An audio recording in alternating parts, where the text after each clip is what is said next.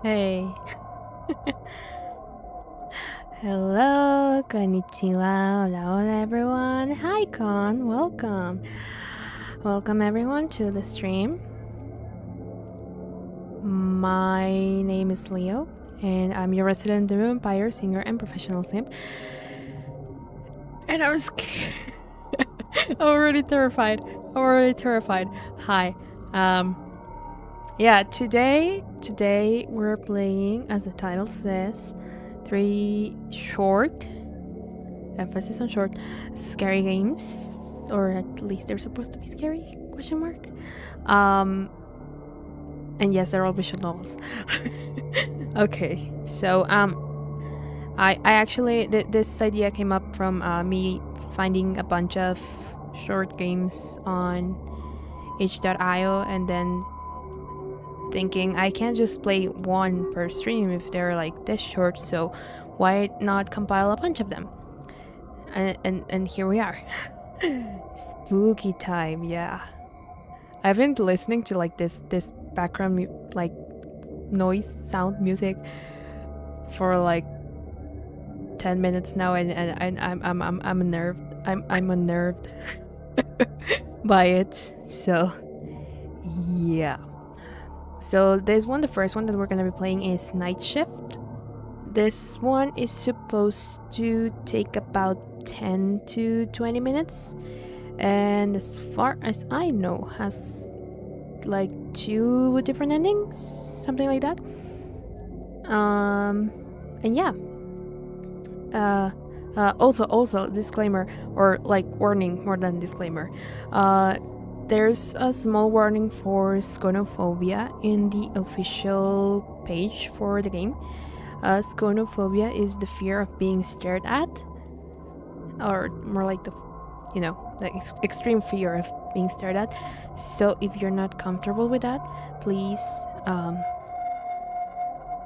feel free to skip this one. It should hopefully not take us very long, so yeah. And with that, I think that's pretty much it. Otherwise, I'm like stalling because I'm scared. I was gonna be like, I feel like the screen is too big, but it's about the same size as any other screen for any other game that I played. It's just me. I am the one that stares. Oh god. Not only intrusive thoughts, now creepy staring as well. I don't know. Anyway, I'm gonna stop stalling. Let's start and hope for the best. Closing the door behind me, I took some steps away from the building. It was a rainy night, like every night around here. In the distance, I could see a car waiting in front of the office building. I had just finished work. The office job was tiring, so much that I couldn't even remember what I did here during most of my shift. It all felt like it lasted forever, but also happened so fast. All I knew was that I missed the fresh air of the outside. I once stared for 8 minutes straight. Oh no,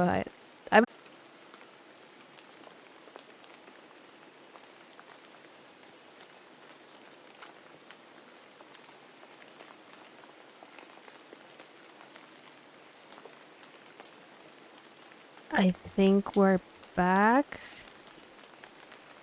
Question mark? Please? I think my internet kind of died for 2 seconds there. I think we're back. Please let me know if we're back. OBS seems to be fine. Okay. We're back. Okay. I don't know what happened there. Oh, my mic peaked real hard there. I don't know what happened there. Let me just turn down the gain a little bit. Not even your internet wanted to play. Yeah, I just saw like in the background how the square turned to like red and orange, and I was like, oh no. And then my the chat on my phone crashed and was about to like switch to mobile data. I had to turn that off. So I think it was the internet this time, but it seems to be fine now. Hopefully it stays that way. Anyway. Back to the game. All I knew was that I missed the fresh air of the outside and that it was time for me to go home. I thought I broke the stream again. No, Con! String drilling, darling. Are you Sam? It depends. Which Sam are you referring to? The one I'm supposed to call. Oh, that wouldn't be me then. Have you left the building? I am still in front of it. I was startled by the phone. It's understandable if you didn't know it was your phone. If you're not Sam, then who are you? I'm an employee. My name is... Oh no, I can't give them my name. Oh god. Oh no, it's gonna get personal. Leo. Never heard of it before. So, hi Leo. I'm... How do I pronounce that? Oh god, not again. The true horror. Bat. I actually don't have my bat right now, I think. Oh no, I do. It's right here. We can bonk them if needed. There you go. So how do I pronounce that? Google, please help me.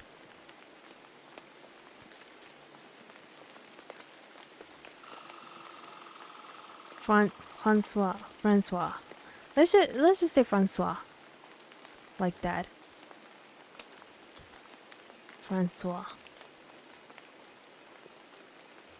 Or something like that. Anyway. You always have the bat. It's for safety measures. It's for safety. I talk to you later today. Huh?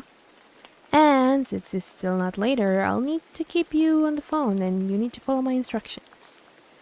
Why should I? Because I also talked with someone named Sam, and it was also later, so I need to have you both on the same call? Lady, you sound crazy. I get that a lot. Would you like to talk with someone who sounds less crazy, maybe? Not really. Well, you would have loved Arena.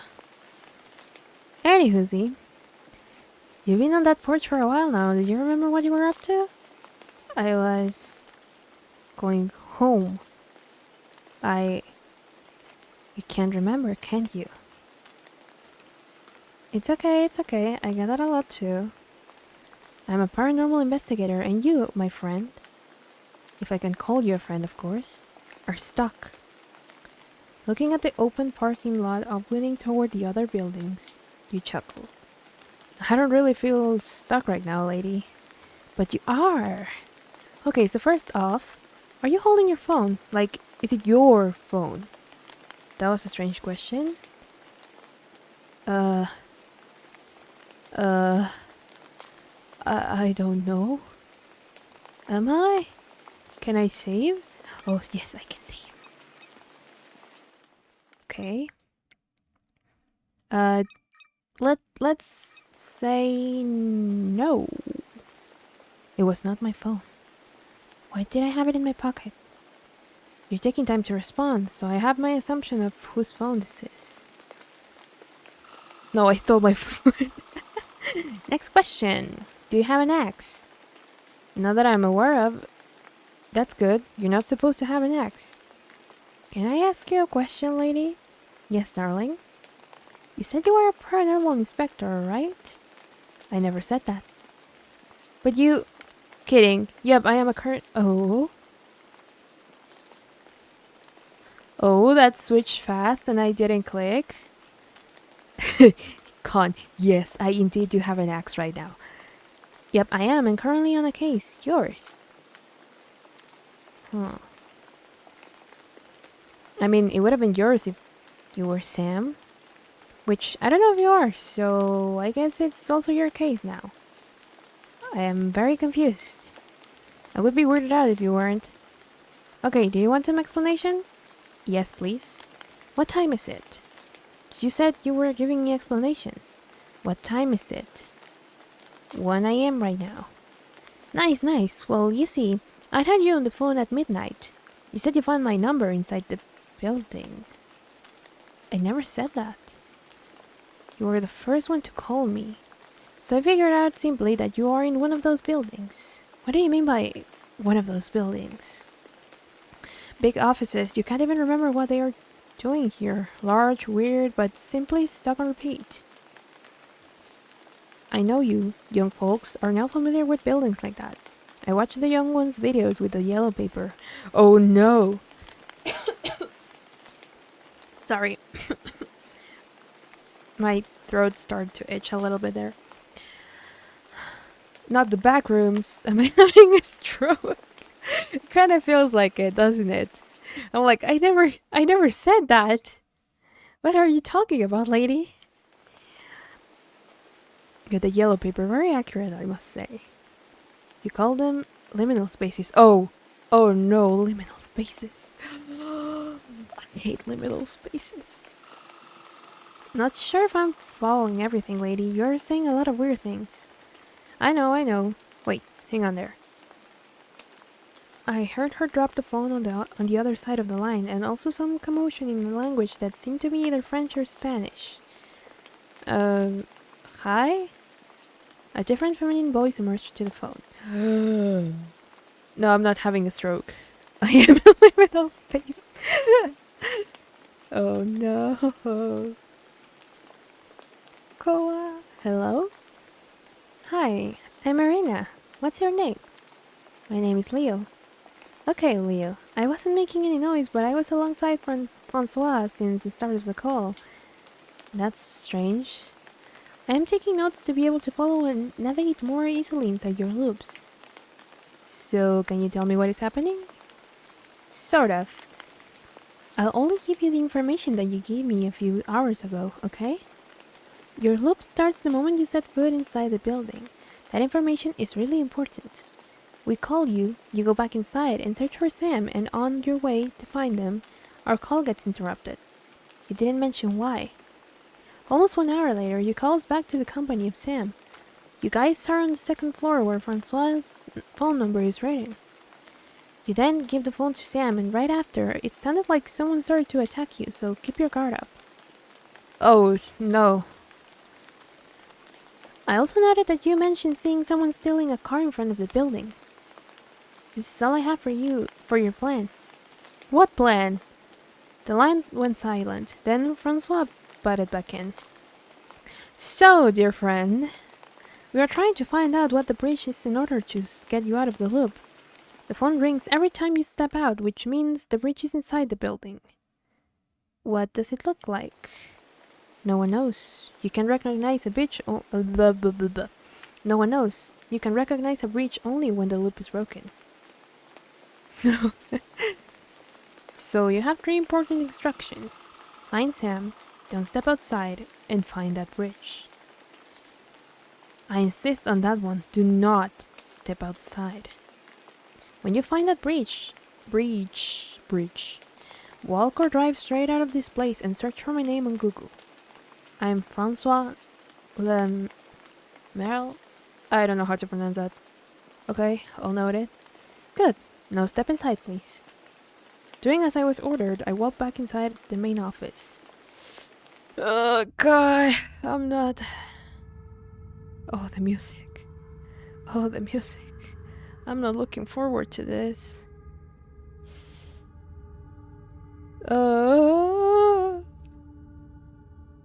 Wait, what? Did we crash for a little bit? I actually didn't notice this time, if we did. This was weird. I'm gonna put my headphones backwards because I don't want to hear the music. I don't want to hear the music. I don't know why. I can't speak. Despite the outside doors being transparent, it felt as if I had stepped inside a totally different place from what I saw earlier. Instinctively, I walked back to the door right before I got stopped by the voices from the phone. Tempting, I know, but don't go outside. How did you know I was heading toward the door? Call it instinct. Don't go outside again, or you'll restart the loop. God.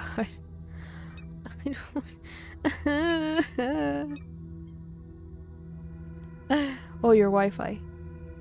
Okay. Oh God, I'm so scared. I don't know what to do.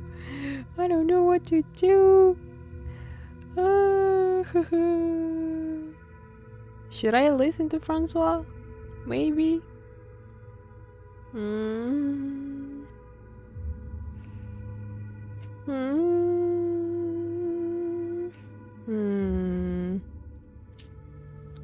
Let's try and listen to Francois for this round. And whenever we get an ending, I guess we'll see. She had warned me multiple times. I should listen. Following her orders, I left the door and stopped for a moment to analyze this place. The small office with the blue carpet only had 2 doors. The one that led to the outside and the one hidden between the cupboards.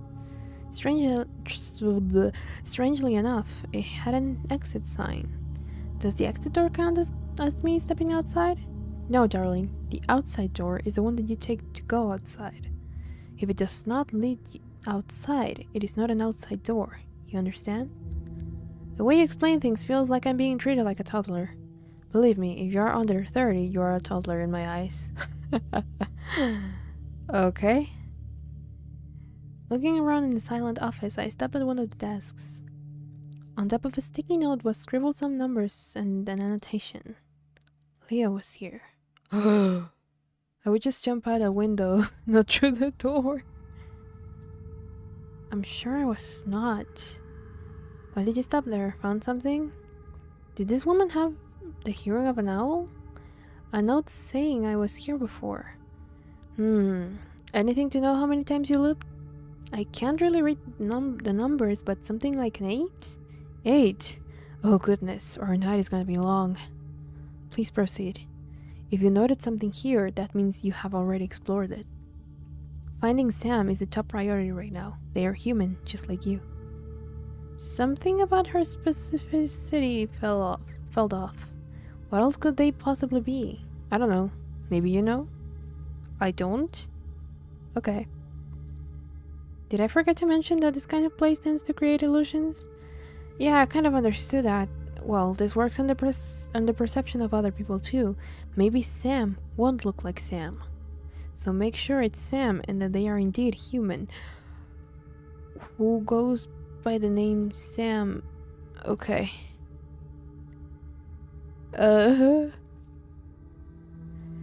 After leaving the blue carpet room, something strange happened. I ended up facing a one-way corridor.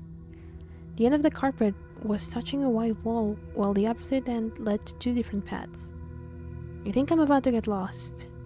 You have probably been lost for hours now. Very reassuring. Well, at least you can't actually remember being lost anyway. What in front of you screams, I'm about to get lost. 2 elevators and some stairs. Can you go closer to the elevators, please? Done. And now? Are the doors open? The elevator, of course, darling. Only one of them is open. The inside is round. Does it play music? Excuse me? You know, elevator music? Does the elevator play elevator music? No, but can you please stop explaining things like that? It's infuriating. What is?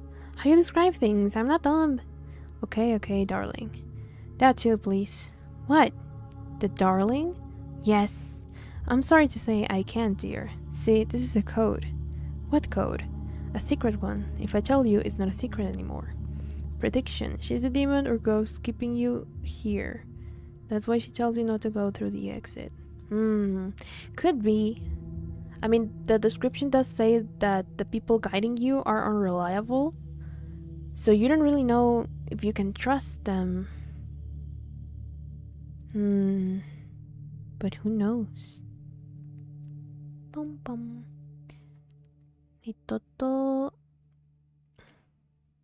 Okay, for someone supposed to help me navigate this place, you are making it more confusing. Sorry for that, darling. Anyway, don't take that elevator, you will die. What? Elevators need to play music. If they don't, it means they are portals to other places.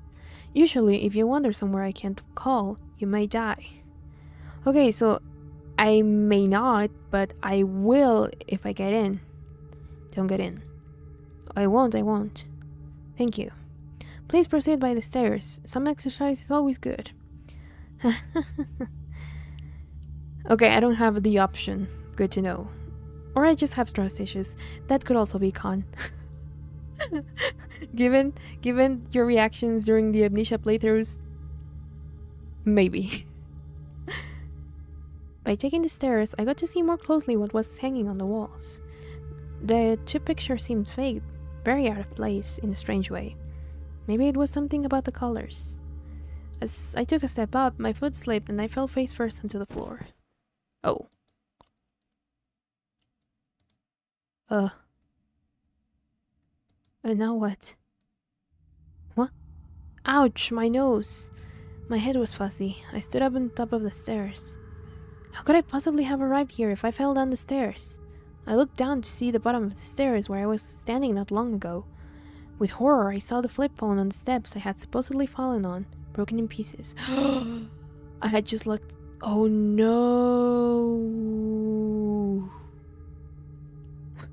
Salt. I had just lost contact with Francois. The sudden realization of being completely alone left to my own devices made the place even more creepy than it already was. I have to find Sam. Oh no. Oh no.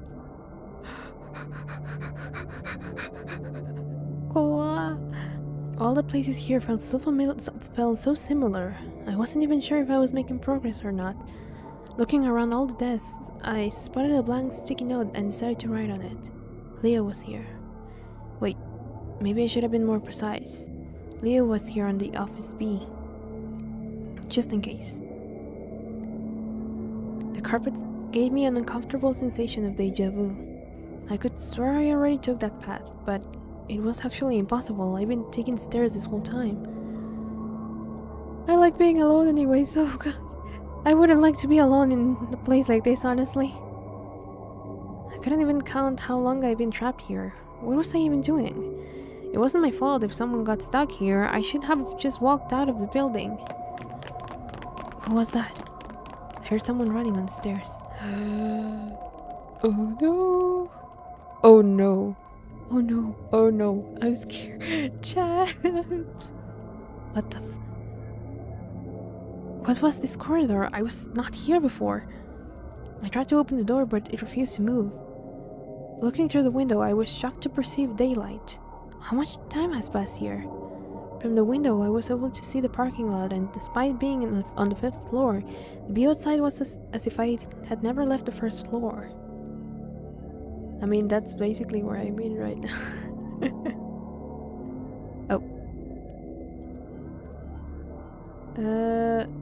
Okay, yeah, the 1st floor. Nothing made sense. I was probably going to die if I tried to make it make sense. Maybe that explained why I hadn't found Sam yet. This place was gigantic and it did not make any logical sense, and I was supposed to find a way to get out without actually getting out. And I was staring outside with my hopes of liberty slowly fading away. The sound of someone running emerged. They were louder, as if they were right next to me. Oh no. Something just hit me on the head? Oh. No. Oh. Why do you look like me, dude? Huh? The person in front of me kept a small distance between us, their arms lifted up as if ready to swing my way. Did you just knock me out? Answer first, dude. Okay, but gosh, stop yelling. Sorry, dude. Why do you keep calling me dude? I don't know, it's a bad habit. Sorry. Now answer me. Why do you look like me? I'm stuck at a library since it's pouring. Oh, there's like 2 other people here. Oh no. I hope it stops pouring soon, Con, so you can go home. I don't look like you? Yes, you do. No? You have my hair, my face, my clothes, but you have a weird voice. Dude, I have a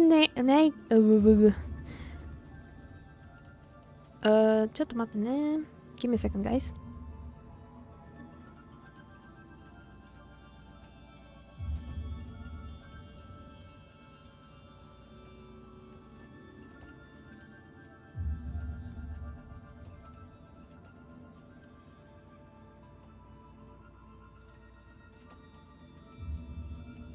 I'm back.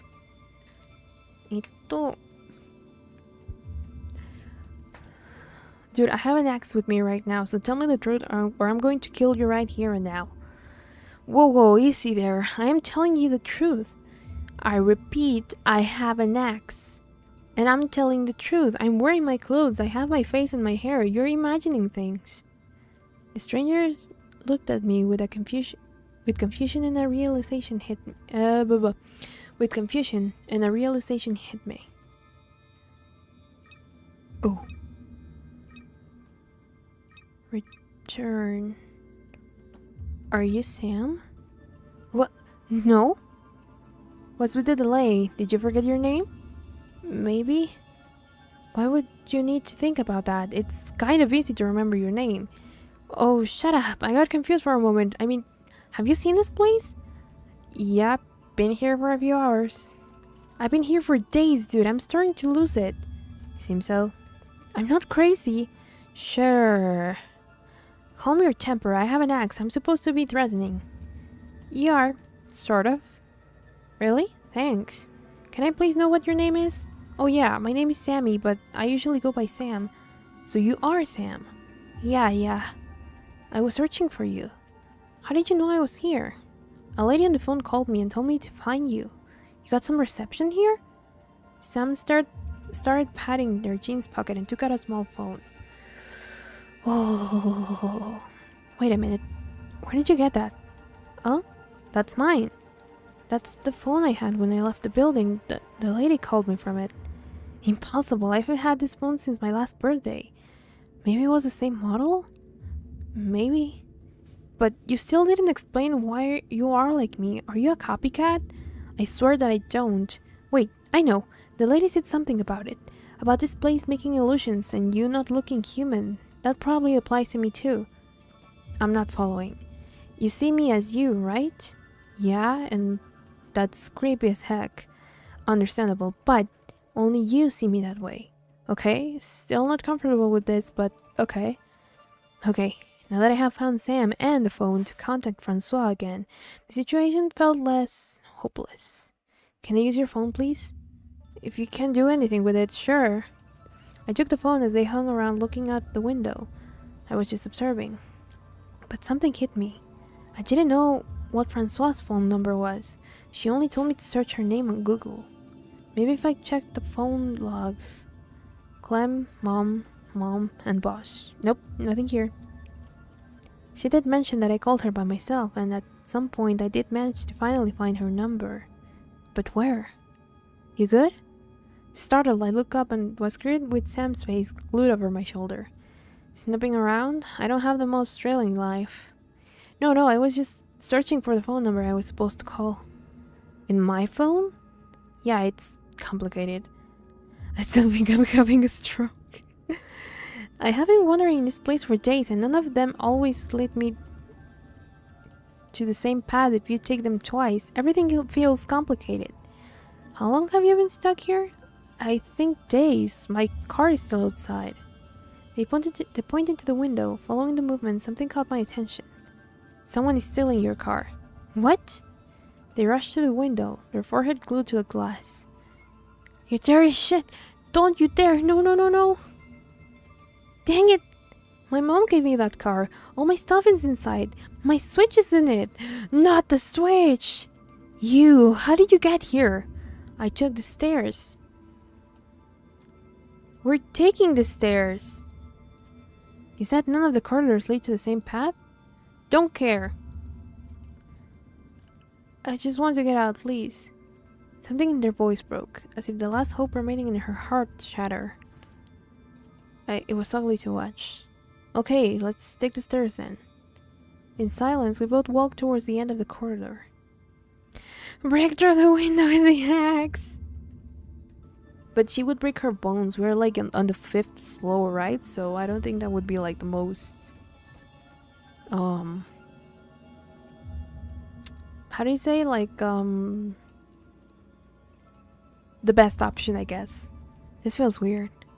I can't even ask what, because everything is weird, but what? I've been here when I took the stairs, exactly the same level, I'm sure, but it was on the 2nd floor. 2nd? I was on the 5th when I saw you in that corridor. I need to accept that there is no logic in this place. Maybe there is, but we're just too stupid to understand it. I prefer to tell myself there is none. So if I die here, at least it won't be my fault. You mentioned calling a lady. What was she like? I don't know, but there was one annoying thing about her.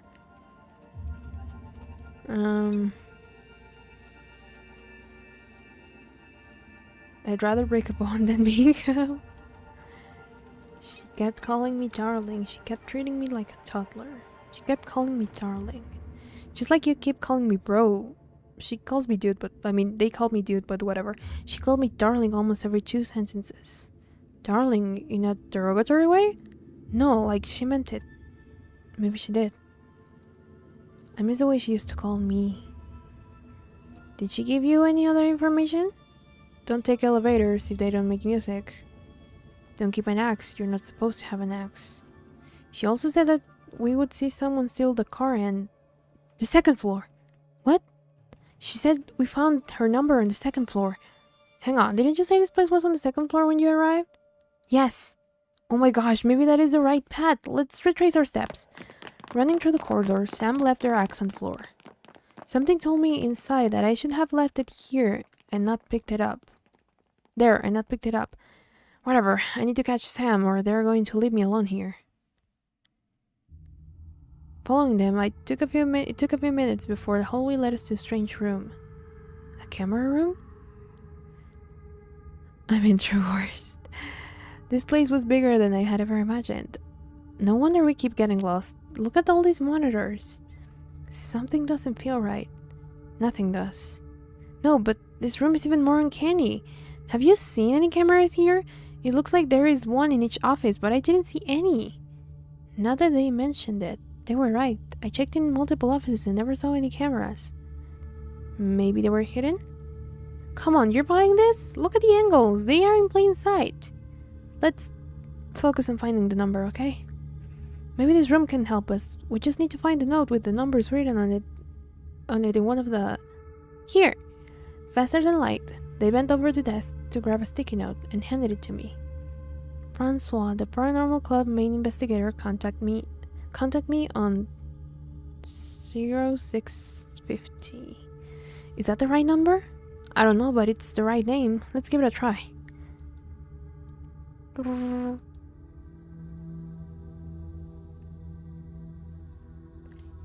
Hello, ghosts, ghouls, vampires, or curses? I don't take responsibility if you get possessed during this phone call because you're holding a curse engine. How can I help you, love? Francois, right? Yes, it is.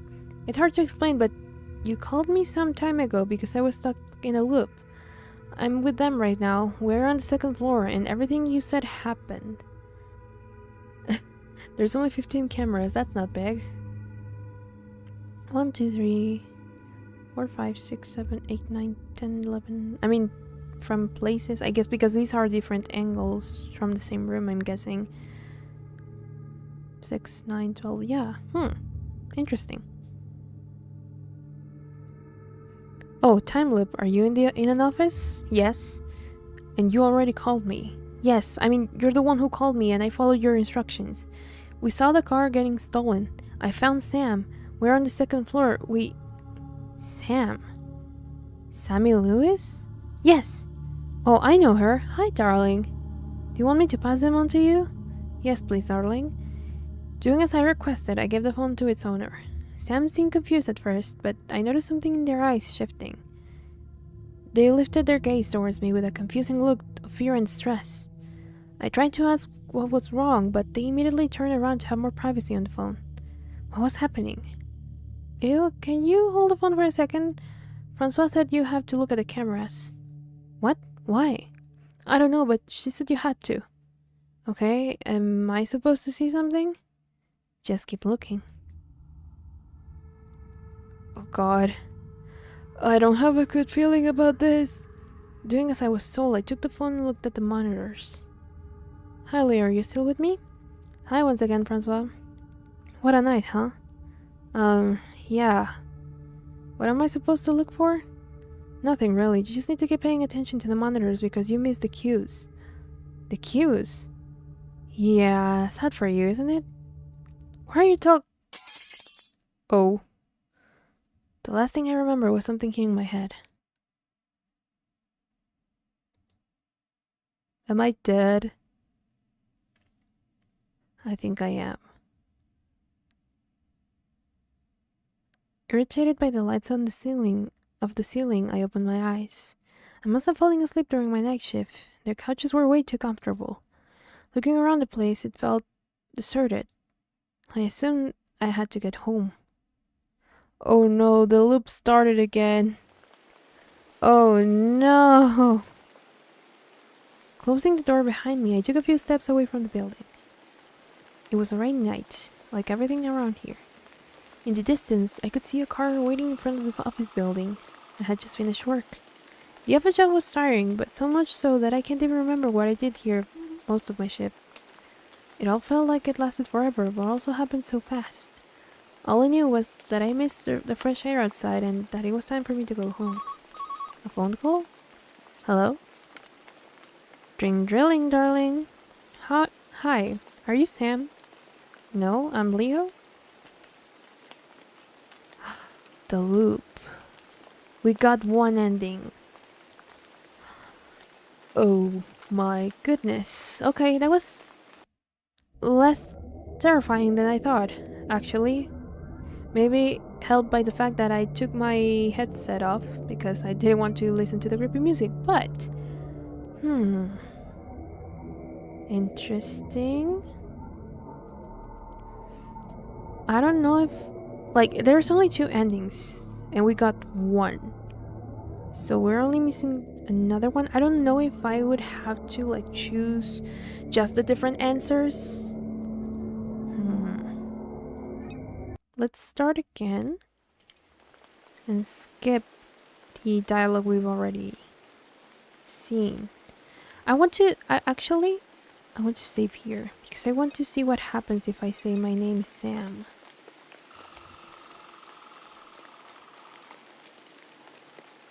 Never heard of it before, so hi Sam, I am Francois. Okay. So yeah, she talked to us. We'll have to go home, but we don't remember. Are you holding your phone?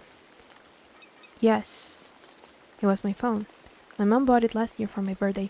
So we are Sam. We are Sam. You're taking time to respond, so I have my assumption of whose phone this is. Next question. Do you have an ex? Not that I'm aware of. That's good, you're not supposed to have an ex. Can I ask you a question, lady? Yes, darling. You said you were a paranormal inspector, right? I never said that. Just kidding. Yep, I am, and currently on a case. Yours. But I am Sam. Okay. How about we... Oh. I accidentally took a screenshot. Skip.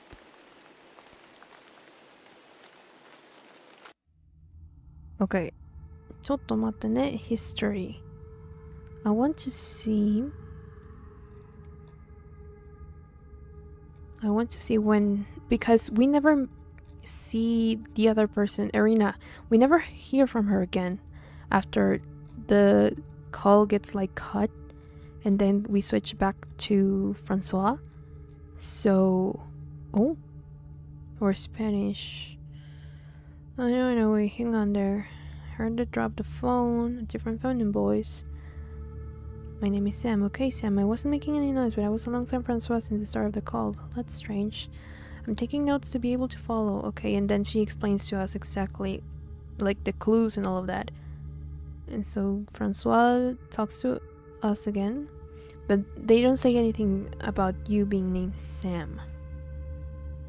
So, okay, this time, let's try and go outside. Despite her warning, I closed the phone and put it back in my jacket. I had to check outside. I opened the door and...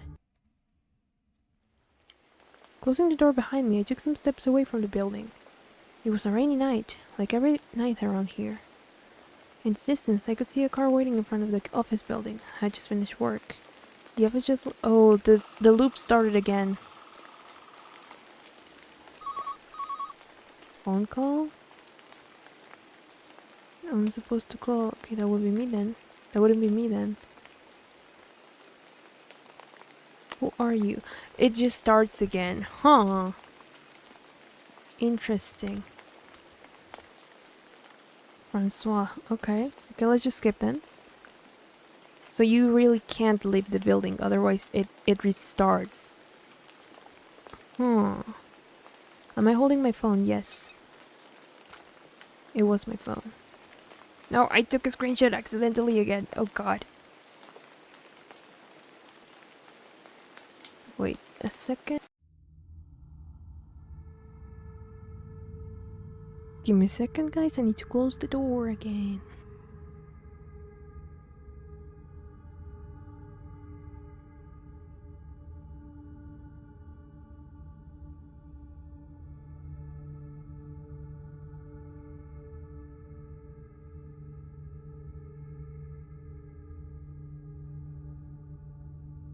Okay, I'm back. Maybe you have to make Sam do something. Probably. Okay, listen to Francois. Then we skip. And then don't take the elevator. Go through the stairs. The phone breaks. We've been here. Sam hits us.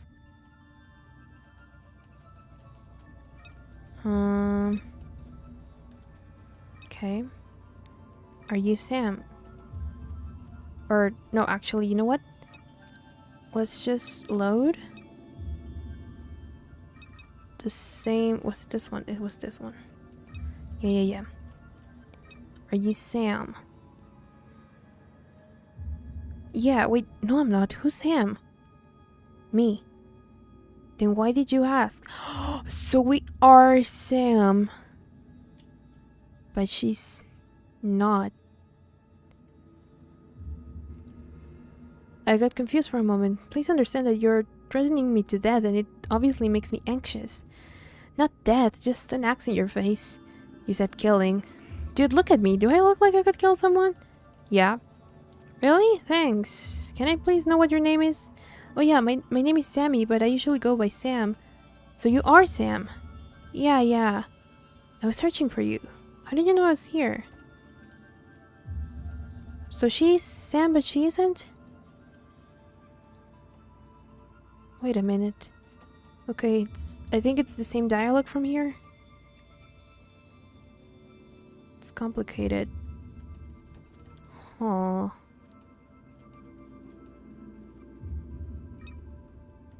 I'm gonna overwrite this one because this one doesn't really matter. If you go outside, the loop starts again. So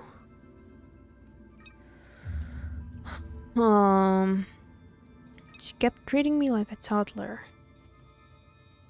She kept giving me instruction like I was a toddler. For example, oh, an elevator that goes up and down, and it's called an elevator. It looks like an elevator. Maybe she thought the place was so confusing it was better to explain things that way? No, she was treating me like a literal child. I think she was just trying to help, or she had a really condescending tone, and in that case, yeah, I understand how tiring that could be. Did she give you any other information? Don't take elevators if they don't make music. You're supposed to have an axe. She also said that she would see someone steal the car and the second floor. Okay, we're going to the second floor. Camera room.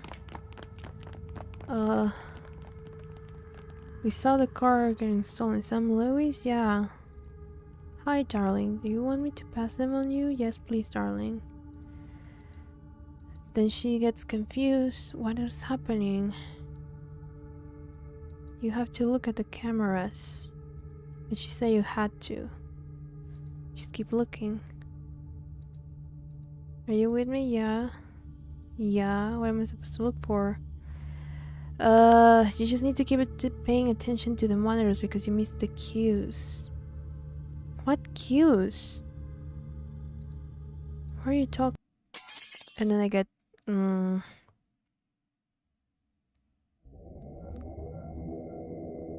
Wait, what? Oh shoot, I missed that. Hold on. Which one was the last one? Oh no, I'm Sam. Oh no, it was the same ending. It was a loop, I think. Then what am I supposed to do? Start. We know that we are Sam. Okay, let me skip all this. My name is Sam. Okay, I was going home. Is this my phone? Yes. It was my phone. My mom bought it last year for my birthday. Do you have an axe? No, I'm not supposed to have an axe yet. Arena. And then I listened to Francois.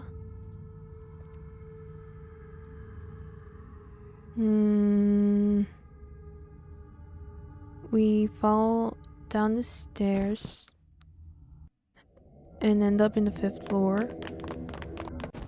We get knocked out by Sam.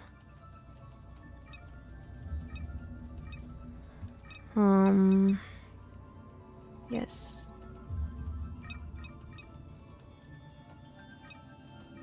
Are you Sam or are you Sam? Are you Sam? Maybe? Okay. We've been through this conversation before. And then what? They steal her car. She kept calling me darling. And then, don't take the call outside. Oh, this is different. Don't take elevators if they don't make music. Don't take the call outside. She also said that we should see someone steal the car and second floor. That one was different. The other one was about... What was it? She didn't say don't take the call outside. It was something else. Oh, don't have an axe. You're not supposed to have an axe. She said we found her number on the second floor. Okay. Running through the corridor, Sam left her axe on the floor. Something told me inside that I should have left it there and not picked it up. Whatever, I need to catch Sam or they're going to leave me alone here. Okay. Following them, I took a few minutes before the hallway led us to a strange room. A camera room? Okay. Nothing does. See, we're more uncanny. Maybe they are hidden? Okay.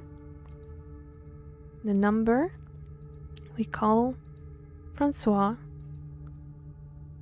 And then... Francois, yes it is. It's hard to explain. You called me on a time loop. Are you in the office? Yes. Are you already called me? Yes. Sam. Sammy Lois? Yes. Oh, I know them. Hi, darling. Something in the way she called me darling felt familiar. Me? Wait. Francois, do I know you? It depends. Do you know me? I think I do. Is it that darling that woke you up? Goodness, yes! How could I have been so confused? Your memory is coming back. Nice, but we have a problem. You said you were with Sam, and that's not possible. Oh no, who is this person you're with, Sammy? Oh god! Someone who has my face, my clothes, and my body. Are they named Sam? I think? Hit and run. What? I turned around to make sure I wasn't hurt. You heard me. Hit them and run as fast as you can to the exit. They are your breach, Sam. Oh no. Are you sure? Do you want to get out? Yes? Then do as I say. Okay. Keeping Francois on the phone, I shifted my gaze towards Sam. Gosh, how could I have been thinking I was them? Francois said you need to look at the cameras. What? Why? I don't know, but she said you had to. Okay, am I supposed to see something? Just keep looking. As they focused on the monitors, I slowly grabbed one of the mugs. I couldn't mess this up. I ran as fast as I could. Oh god. The door. Closing the door behind me, I took some steps away from the building. It was a rainy night, like all nights around here. No shot, the loop repeats anyway. No shot, the loop repeats anyway. In the distance, I could see my car waiting in front of the office building. I was finally done with work. I can't even remember what I did during most of my shift. It all felt like it lasted forever, but it also happened so fast. All I knew was that I missed the fresh air of the outside world and that it was time for me to go home. A phone call. No phone call tonight. I'm finally out of here. Okay. So we stopped it. Okay, I walked directly towards my car, not looking back. I knew they were watching me, like I was watching them some time ago. They can wait. Francois will call someone to help them someday. As I stare... So the other person? Huh? It's the loop, that's why Sam looks weird when you give her the phone. Yeah, but as I started the engine, a slight feeling of regret took over me. Was Sam gonna survive long enough for the night shift? I hoped I would. Sam escaped. So I want to try something. I just want to change my name. Let's skip the whole dialogue and say again, like, my name is Leo. And then, never heard that one before. Because I'm confused. And maybe it's because it was my phone. My mom bought it last year for my birthday. Okay. Because we are Sam, but we aren't. Arena. So Arena has nothing to do with the whole thing. She just gives us context. We listen to Francois. And then we skip up until... Yeah, that was a good twist. But I think I got confused because I named the main character Sam anyway. So I want to see what happens when I name them Leo. Are you Sam? Let me just... That's why she's like, I don't remember my own name. Or they... I'm not sure. I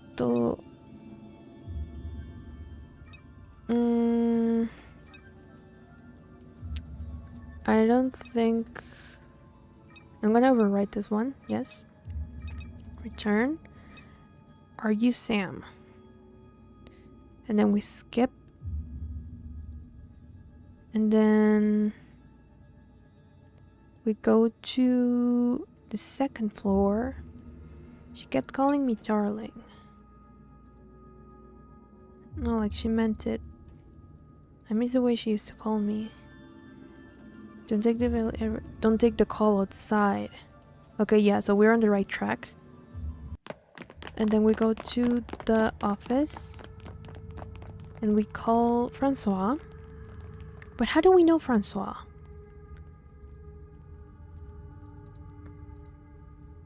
Francois, right? Yes, it is. It's hard to explain, but you called me some time ago because I was stuck in a loop.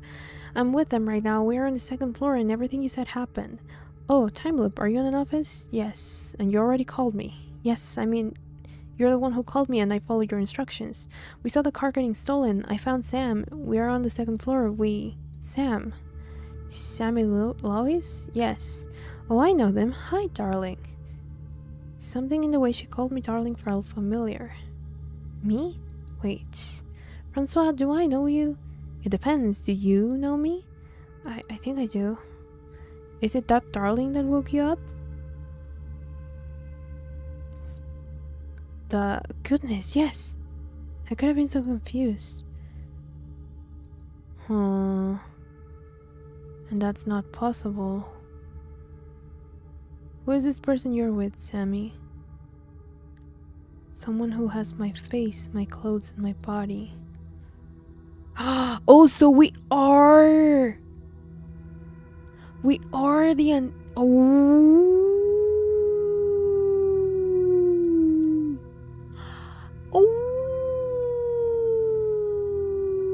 I see.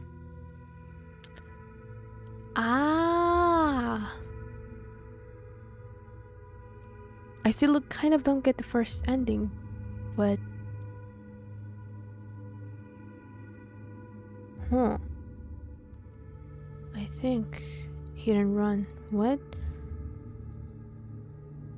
Hit them and run as fast as you can to the exit. Hey, are you rich, Sam? I'm the one who called them. Oh, I see. Okay, I understand now. So we are... Yeah, I got super confused because we named the main character Sam. So I was like, wait, but then who is the bad guy actually? It's us from the very beginning. And the one that makes the call is Sam.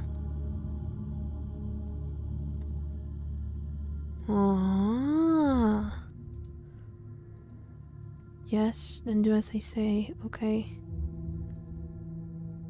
How could I have been thinking I was them? What? Why? I don't know, but she said you had to. Okay, am I supposed to see something? Just keep looking. And then she hits me, I guess. And she runs and goes out the door. Closing the door behind me, I took some steps away from the building. It was a rainy night. can't even remember. It felt like it lasted forever. All I knew was that I missed the fresh air of the outside world, that it was time for me to go home. A phone call. No phone call tonight. I'm finally all out of here. Not looking back. I knew they were watching me like I was watching them some time ago. They can wait. Francois will call someone to help them someday. Oh,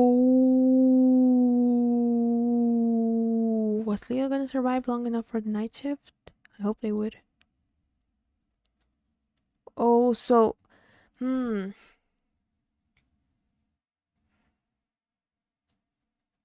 I think what happened is not so much that we are the demon, is more that Sam somehow got stuck there a long time ago. And that's how Francois knows about Sam. And so she calls someone else in. So like they take their place. And the loop continues. But Sam breaks free. And Leo, or in this case the player, stays in their place. Yeah, and so someone else in the future will have to take our place to break us free from the loop. Oh, interesting. I like this one. It was short. It took us a little bit over 30 minutes? A little bit more than 20 minutes, but... Interesting. Huh. I really like that. That was a nice twist. I like that. Okay, so we still have 2 games to go, so we're gonna move on real quick. I'm gonna close the game. And now it's not closing. Oh god. Okay, there it is. I was like, oh no. Oh no. Okay, we closed the game. That was a good game. I really liked it. Short and sweet. Okay, now we're gonna move on to Trapped with Jester, which is supposed to take around 16 minutes, something like that. But I don't... Let me just do a quick... Trapped with Jester. Well, the game opens. Because it's taking a little bit. Bum bum bum bum bum bum bum bum bum bum.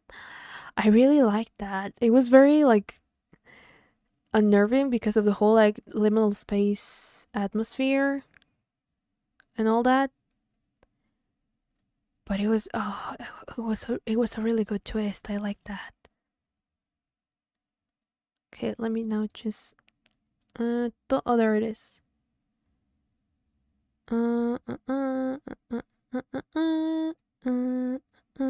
Game at the audio Trapped Jester game.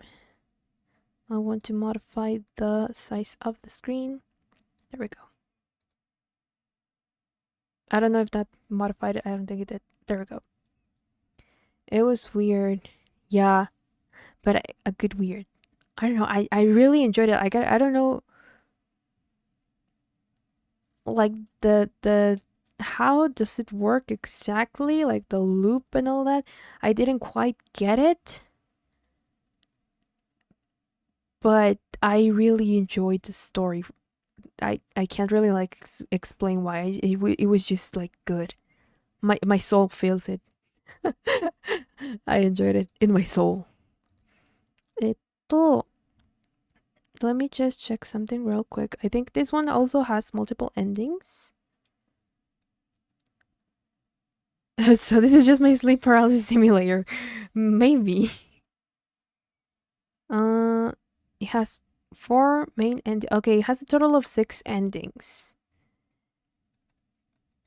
but from what I saw in how long to beat, let's check again, because sometimes I'm like, oh yeah, it said this amount of time, and then I take longer because I don't know.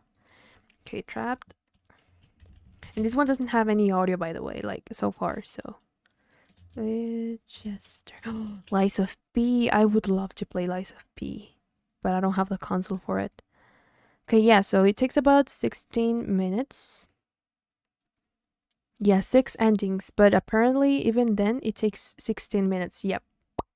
Let's see if that's the case. Okay, so let me just go to settings real quick. I don't have any volume yet, but I'd rather just take the volume down a little bit, because sometimes it gets like super loud, and my poor ears. I think that's about it. So 96 minutes. No! All of them are supposed to take like 16 minutes. So let's start, shall we? Let me just open my OBS. And your head hurts. You feel cold. Your Highness. Oh, it has voice acting. Hello. Okay. How's the volume, by the way? Yeah, that's for 100%, like 16, 16 minutes is for 100%. Yeah. That voice, you don't recognize it. Am I royalty? The last thing you remember. Hey. Are you alive? Are you alive yet? I mean, I'm alive? I haven't been unalive? What was your name again? Everything's a blur. Tell me if you're still dead. Come on. Wait. Don't keep me hanging. Did I die and revive? It's good. Okay, perfect. Hi there. Oh, you're up. Rise and shine, sleepyhead. Oh, okay, you're not blurry anymore. Disturb ya. Would have been a shame if I messed up your sweet slumber. And you are? I'm not alive. Will you shut up? Where am I? Good morning. Save. Return. Where am I? Dunno. You're the one who called me. A what? Load. No, wait. That's not what I want. I want to save. Save. Here. Little... I see. So we're on the same boat here? Yep. Such a nice boat. Let's keep this ship sailing. Okay. Okay, I don't get it. I'm sorry that I keep saving. I just need to make sure for every single answer. Okay. Whoa. He's blushing? Does this mean the feeling's mutual? Oh? You know what that means? No? I like you, bud.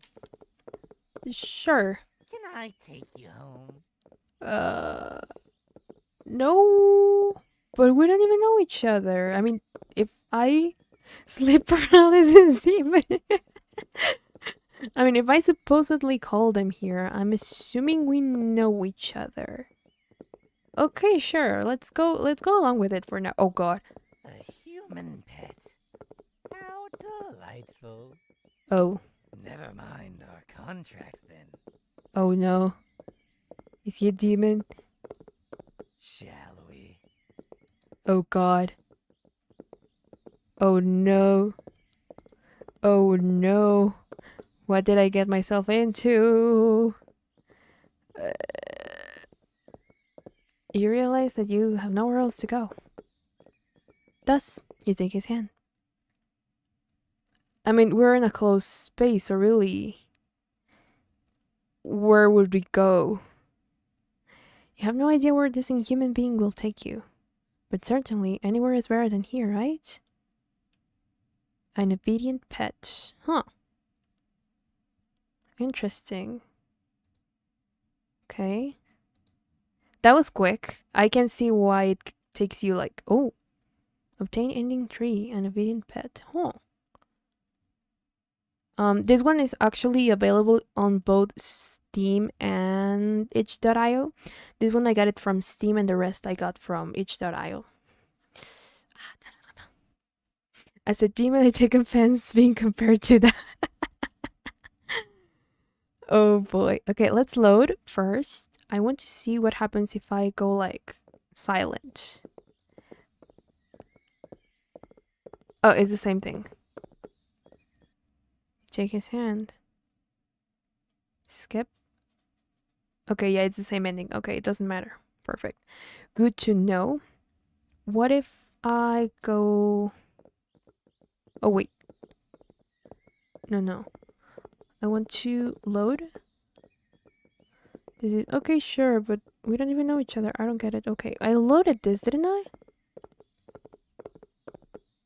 Yes. Okay, sure. Kiss him instead. Now there's a new option here. What was the... Can I take you home? Okay, sure. But we don't even know each other yet. Kiss him instead. I mean... I don't... Why would I? Okay. Let's go with... But we don't even know each other yet. Oh, First. Dear, you're right. How rude of me. Well, I guess you can call me Jester. Hey, Jess. Oh. Pleasure to meet ya, my dear master. Oh. Don't call me that. That would be... Do not kiss that thing. That would probably something I'd say. Yes. Like, do not call me that. Master. Well then, my dear master, please close your eyes. Oh no. He's gonna kill us. You feel the warmth of his hand over your eyes. The heat lingered even after his palm left your skin. Don't open them now. Is he gonna stab me? As soon as he whispers those words, his presence disappears. Or you hear voices from the outside. Oh. Am I like a prisoner or something? Do not let him call you that. Monster! No, spare me! Funny coming from someone keeping a cadaver in the back. We're dead? Like, I know... We were just tasked with dispose of it. Like, I know he mentions at first that are you alive yet and all that, but I didn't think we would... Like, we were like a corpse or something. Do I look like I care? Oh. It's gotten quiet. Open your eyes, dearie. He kind of sounds like Rumpelstiltskin from Once Upon a Time, not gonna lie. There's blood outside. Am I dying or why am I seeing red? Do you like it? I guess. Oh. Come now, my lovely master. Okay. Let us raise the world together. Sure. Ending 1B, my master. Okay. Obtain ending 1B. I'd rather be dead than hear that. I mean, he says we summoned him, but how? It's the question. Now, what happens if I say don't call me that? Oh, how do you want me to address you then? Huh. Let's say Leo. Can I erase the master title? Just Leo. I see. So it is. Okay. Well then, my dear. Please close your eyes. Okay, and everything else, like, is the same thing, right? Okay. Yeah, he kills everyone. Maybe we're a cult leader. Come on now, my... Let us raise the world together. Okay. So yeah, so it only changes, like, instead of calling you master, he calls you by whatever name you choose. Interesting. I like that. Customizable. Let's try this one.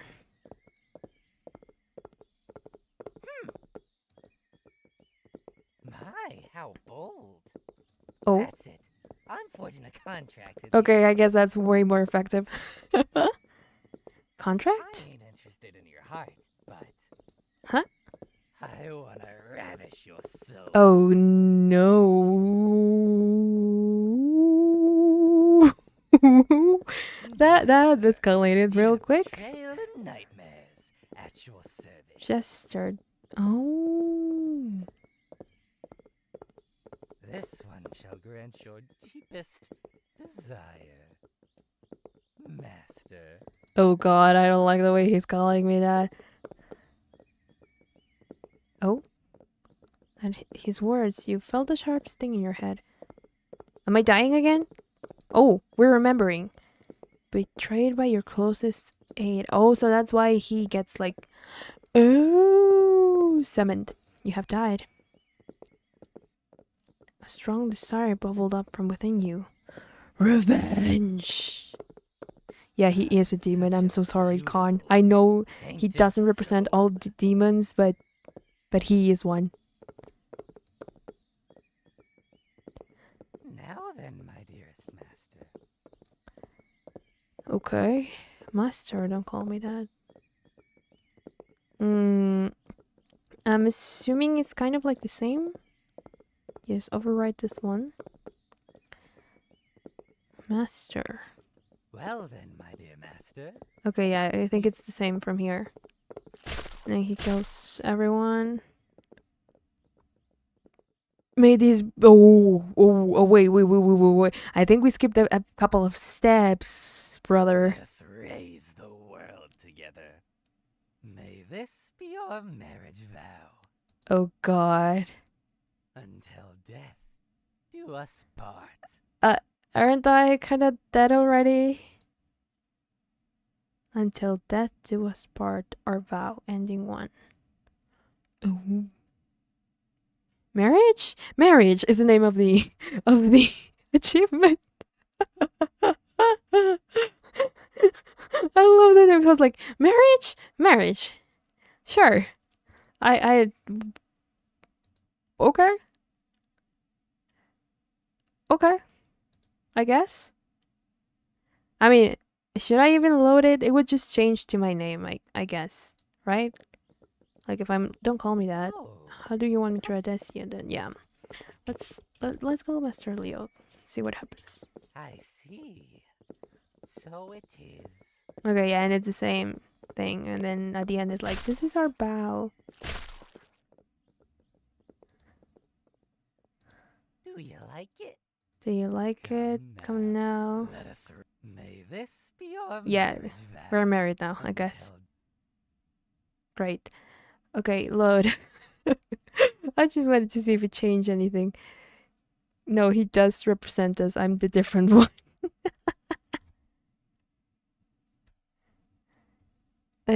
Total. So before that, we answered, where am I? And he's like, Yep. such a nice boat, let's keep the ship sailing. I don't get it. I don't understand what you say. Am I speaking the wrong language? Hello? Konnichiwa. Kamusta? Annyeonghaseyo. Hola? Hola. Stop, I get it. Oh, how sweet of ya. I'm blushing. Why? Ooh, I got it. Is that not how you propose? No. I don't think so. He totally ignores you. Human pet. Oh. Never mind our contract then. What are you on about? What? You're coming with me. Huh? You try to struggle, but he's far too strong. I'll take good care of you. Oh no. An unwilling pet. Oh, so it's the same as the first one we got. We're just now unwilling. Hello, Cage, my old friend. Hello, darkness, my old friend. Okay, load. So before that, it's this one. Answer my question. Wow. So that's how you treat a guest. You summoned me here. Meaning, Oh, summoned. see anyone else here? Nah. Then who else could it be? You're telling me I summoned you? Did I stutter? Then... Okay, let's overwrite this one. Yes. Then who are you? Guess you can call me Jester. Yep. Very well then, Jester. Who am I? No idea. You smelled so good. Oh. Came buzzing like a hungry fly. I'm pretty sure A soul corrupted by betrayal is such a rare delicacy. Oh. Uh-huh. You were seething with so much contempt. Huh. Guess I slurped in too much and took your memories along with it. Whoops. Oh. I see. At his words, you felt the sharp sting in your head. Memories of your demise. Okay, we already know. Revenge. Such a Come. He stretches out his hand towards you. A road to damnation or a meaningless death? The answer's Oh no. I've been betrayed before. I don't I don't want this guy to haunt me. Same. Blasphemous partnership. Oh. Oh. Oh. Did we get all the endings already? A blasphemous partnership. Endings. We're missing one. Huh. Okay. So if I go... Then where are we? The carriage. Sure. I can see that. Then why do you ask? I don't know. Patience. Patience! Smack him. Okay, I'm guessing this will take us to whatever ending we're missing. That you've been betrayed or you don't want him haunting you? Both. Both. Patience. Now I'm bored. You're boring me. Should have known answering the summons of a prissy noble's gonna be a waste. Oh, so we were a You're on noble? your own now. See ya. Don't want to catch your royal dullness. Royal dullness. Ha ha ha ha ha. Oh, I guess we're dead. Yep. There's no pain. But you know your life is slipping away. Just like that, you're gone. Oh, no, wait, that was... Huh. No, that was... Oh. That was the other ending we were missing. Huh.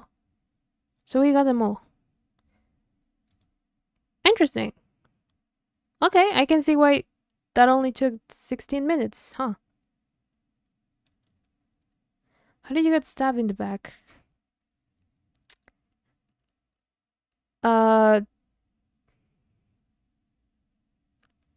More than like, well, people breaking your trust also counts as betrayal. And along the years, some friends have done that. So that's basically it. But yeah. Anyway. Huh, interesting. What happens if I say this? Will you shut up? Whoa. Someone will grow wrinkly and old and tired. I mean, we're already dead, so what's the matter with that? Crusty. Can't blame you when you've been sleeping on that very sad, cold, hard wood. Same. Yeah, I think it happens to most people, really. Why were you sleeping on the ground? Actually, you came out of a sack. Guess that's what you get for blind trust. salt and sweet betrayal. So there's more dialogue actually. What is he talking about? Oh well, once a fool, always a fool. He shrugs. Get mad. Who are you Hey, calling a fool? didn't say it was you. Ah, Oh, now I'm bored. I'm so sorry, Con. Boring me. That sounds messy. Should have known answering the summons of a prissy Okay, so noble we was get the gonna be- same like ending of like you're boring and stuff. Oh, okay. Oh, it just gave me the achievement of getting the fourth ending, even though I already had the fourth ending. Whoa. Okay, let me Someone woke skip people up. this. And then we ask what's going on. You know, you're the one who. Oh, it's the same answer. Like, answer my question. I see. Okay. Yep. Good morning. Oh, you're quite a chipper, ain't ya? You're so cute. I want to squish your little cheeks. Okay. I like ya already.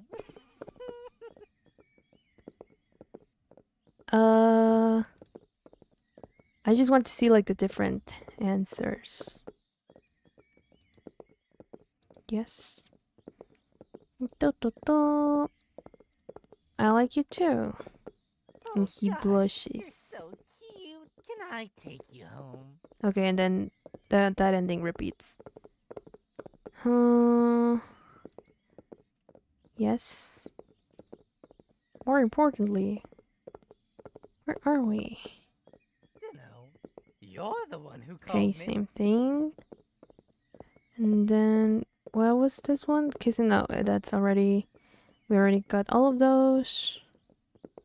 I see. I don't get it. Okay, patience. The patient ones. It's cool. It was an accident. We're still friends. Kinda. It's complicated. I mean, even if it was an accident, I think it's understandable that that would like put some strain into the relationship. Now I'm bored. Okay, the same thing. And then smack him. Hey, that hurt. He gets Wowza. angry. Actually, that felt Oh good. no, that's the worst outcome possible. Do that again, No. please. You might have awakened something unfortunate inside him. So he likes that, huh? Smack the jester. That gave me an achievement. No. Oh no. Oh no. Oh no. Oh no. Oh no. No. No. Will you slap him with all your strength? Wowee. That felt Oh so no. good. Oh no. That's it. I'm forging a contract with Oh, that's what convinced him, huh? I wanna ravish your soul. Oh no. Oh god. No, wait, I saved instead of. Oh shoot. Man. What was it that took us to that?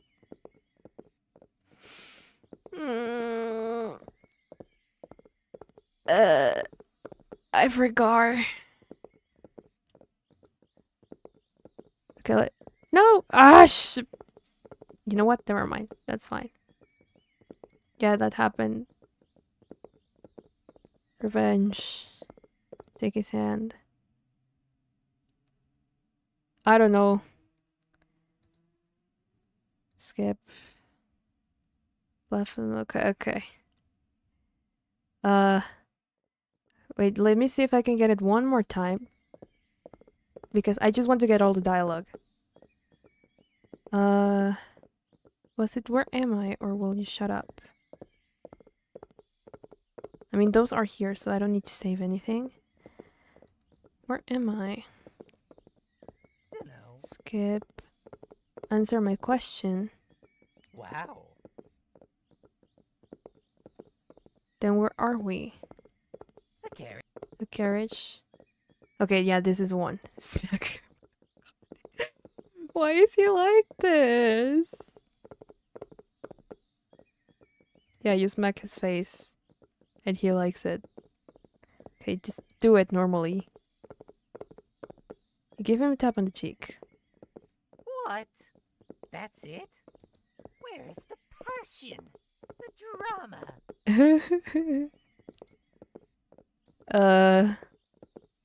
Oh. Oh god, there's more. Why is there more of this? Why? What is this? Full power? Okay, okay, it's the same. Okay, never mind. Load, please. Oh wait, I did.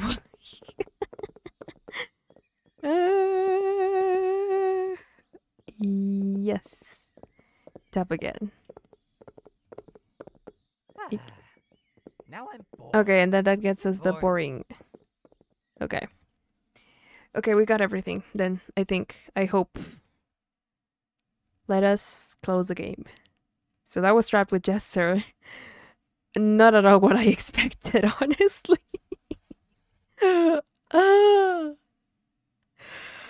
Why? Because I'm a completionist. I'm sorry. I need to get everything. Even if it's weird. Okay, let me just... Honestly, I'm not sure. I'm shocked as well. I mean, it wasn't... it did give us a story and context for our character and stuff, right? But yeah, I have another stroke. I'm not sure at this point, if I'm being honest. I'm not quite sure. Okay, I'm gonna open the last game that we're gonna be playing today. It's called Stillwater.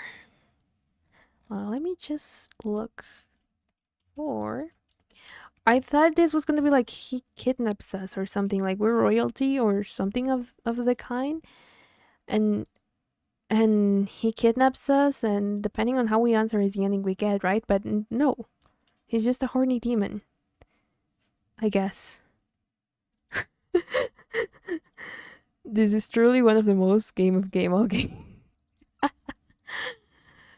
Oh my god. Wait. Oh, I think I opened the wrong one. It should... I think it's this one, the one I'm supposed to open? Question mark? Bum bum bum bum bum bum bum bum bum bum bum bum bum bum. Let me go real quick to how long to beat, because it's been already almost 2 hours. Oh no. That sums up how I feel. Okay, let me just look for... Stop recommending me Lies of P, how long to beat. I can't play it, but I want to. What's the name of the game? Okay, Still Water. Why is it not opening? This one is supposed to take like a little bit less than an hour, according to how long to beat. So, I hope that's the case. Okay, it's opening. Oh, the screen is too big. Hold on. Give me a hot second. There we go.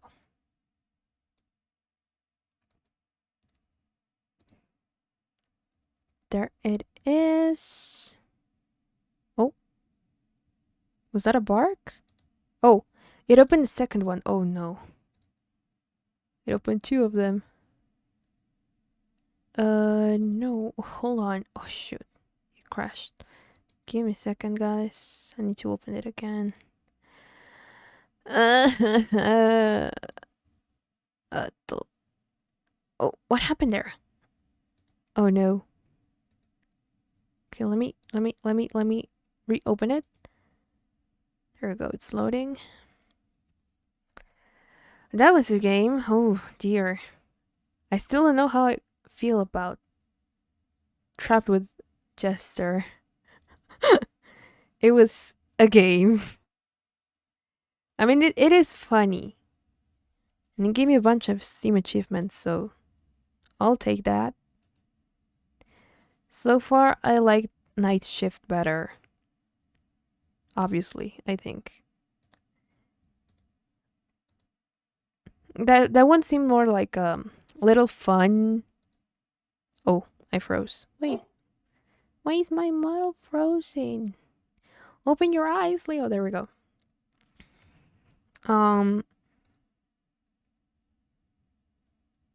Wait, it's not showing on my screen. Oh, there we go. Just adjust it a little bit. There it is. Perfect. I know how I feel. Okay, this one is called Stillwater, and I have absolutely no idea what it is about. Let me just... Oh, my stream got a little bit delayed on my phone. There it is. Okay, so the short of it is that we're a private investigator. And then a woman requests an investigation regarding her grandfather's safety. And that's pretty much it. And there's 2 endings. And this one is supposed to take a little bit less than an hour. So let's see if that's true for us. Oh, hands. Oh. Break room. Wait, did I switch the game audio to this? Total. Yep, okay. Perfect. What is break room? Oh, are there like different... Oh. I guess we'll unlock them as the story goes. And then there's these other 2 things that we don't know what they are. Interesting. So, if this investigation involves a time loop, I'm gonna scream. Okay, options. Captions, audio tiles, image descriptions. I think everything's okay-ish. Okay, let me just lower this a little bit. Text. I think that's fine. Okay, let us go back and start. I like the vibe of this. This is a work of fiction. The semblance of any real life people is purely coincidental. This game contains depictions of horror, mature themes, violence, and strong language. Viewer discretion is advised. You saw the warning chat. Okay.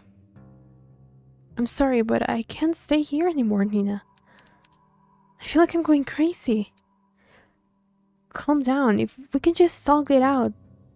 So many strange things keep happening after another. Every day there is this damn dripping sound. I thought it was just something leaking at first, but... Well, I can't read. I check every faucet, every ceiling, every pipeline, and still I hear everywhere, constantly echoing in my ears. Oh, but the water... I find random pools of water just appear out of nowhere, just like the dripping.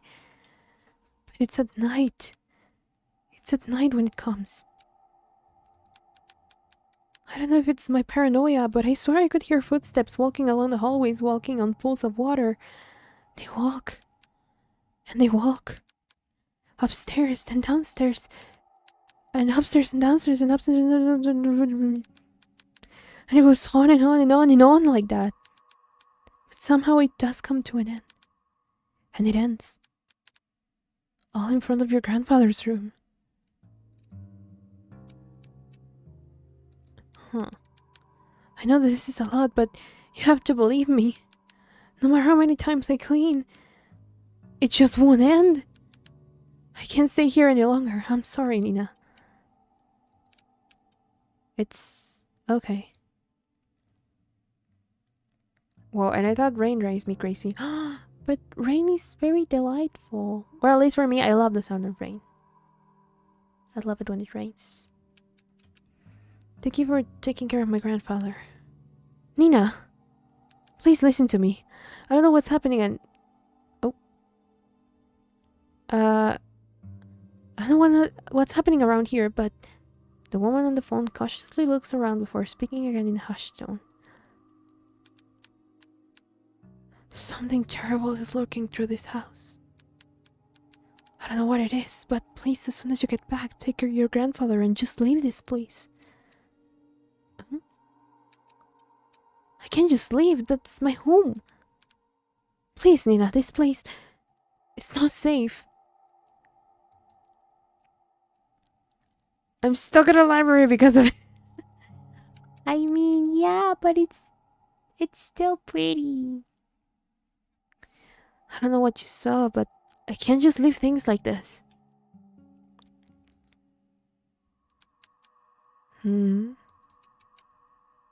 It's my home. Oh, I forgot my doggo was here. He made noise and I got startled, but it's just my doggo, he's here.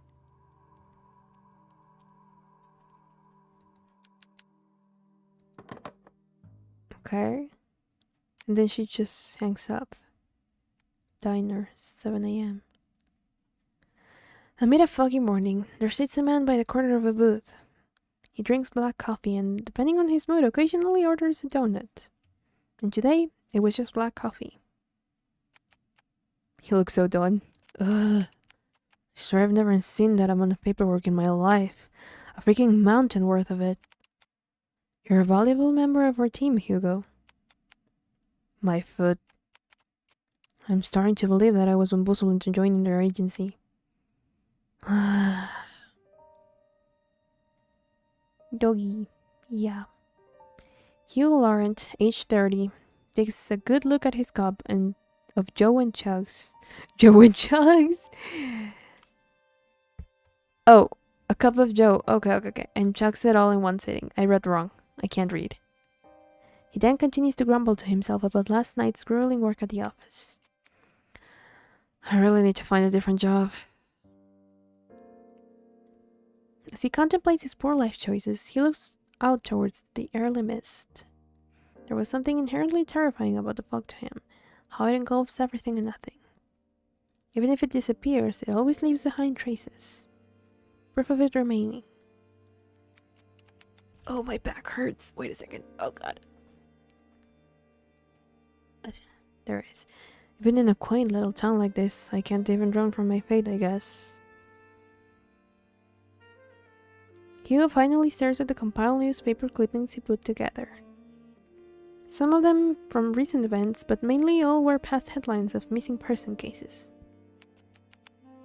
No matter how many times I see this, it's still just as hard to look at. Fixating at case after case, he can't help but remind himself that there is a reason for all of this. An all too personal reason. Seeing strange things come with a price. Comes with a price. In the end, I'm the one doing this to myself. Aren't we all? Sounds rough. Mind if I join? An annoyingly familiar voice interrupts his train of thought. He slowly looks up to see the one responsible, although reluctantly. Good morning, Hugo. Hugo scowls and turns away from him. He then gathers the files and shoves it back into the binder. Meanwhile, the tall man takes this as an initiative and sits at the opposite end of the booth. He greets the waitress passing by and orders himself the hefty body breakfast special with an extra plate. As usual, the waitress is happy to oblige and goes back to the counter to relay his order. The man then looks back at Hugo. He sees the empty cup and the now jumbled newspaper clippings. All the while, Hugo's trying to ignore him. You really should eat something with that black coffee. Not ordering any donuts today? I'm fine, Noah. I'm just not in the mood, okay? Not even a little? There is a momentary silence between them before Noah disturbs it once more. Well, too bad for you. I ordered a big breakfast for the two of us. Two? That looks so tasty. I want that. I want that! Oh my god. As if the world could grace Noah with an even more perfect punchline, the food arrives. What the hell did you order for the two of us? Just eat what you want to eat, don't worry about me. Wow, this looks so delicious, right, Hugo? Are you even listening to me? Come on, we both know that if you don't eat now, who knows when you will, and I'm not about to let you faint again. So open wide. Oh. Okay, give me a second, guys. My doggo wants to go out the room. I'm gonna open the door for him.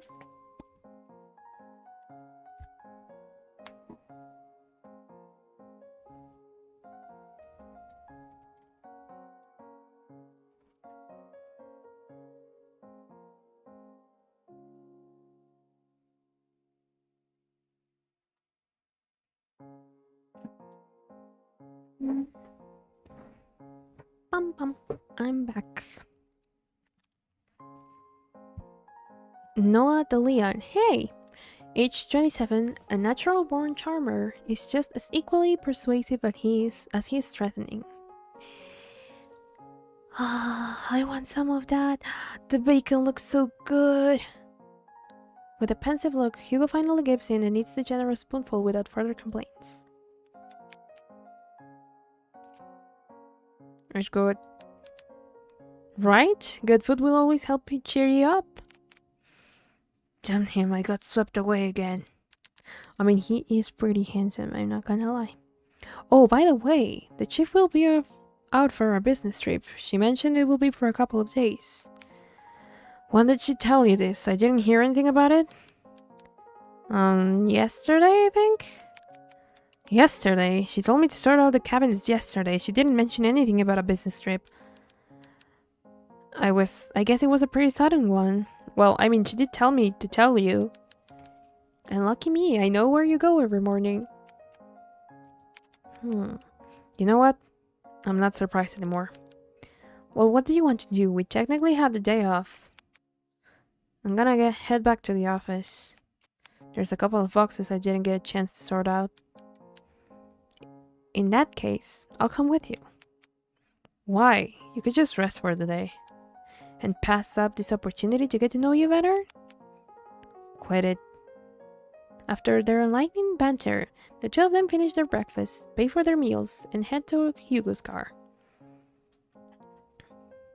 And they were roommates. Or more like, and they were co-workers. Which one, Noah or Hugo? As Noah opens the door to the passenger seat, he notices a bloodhound sleeping inside.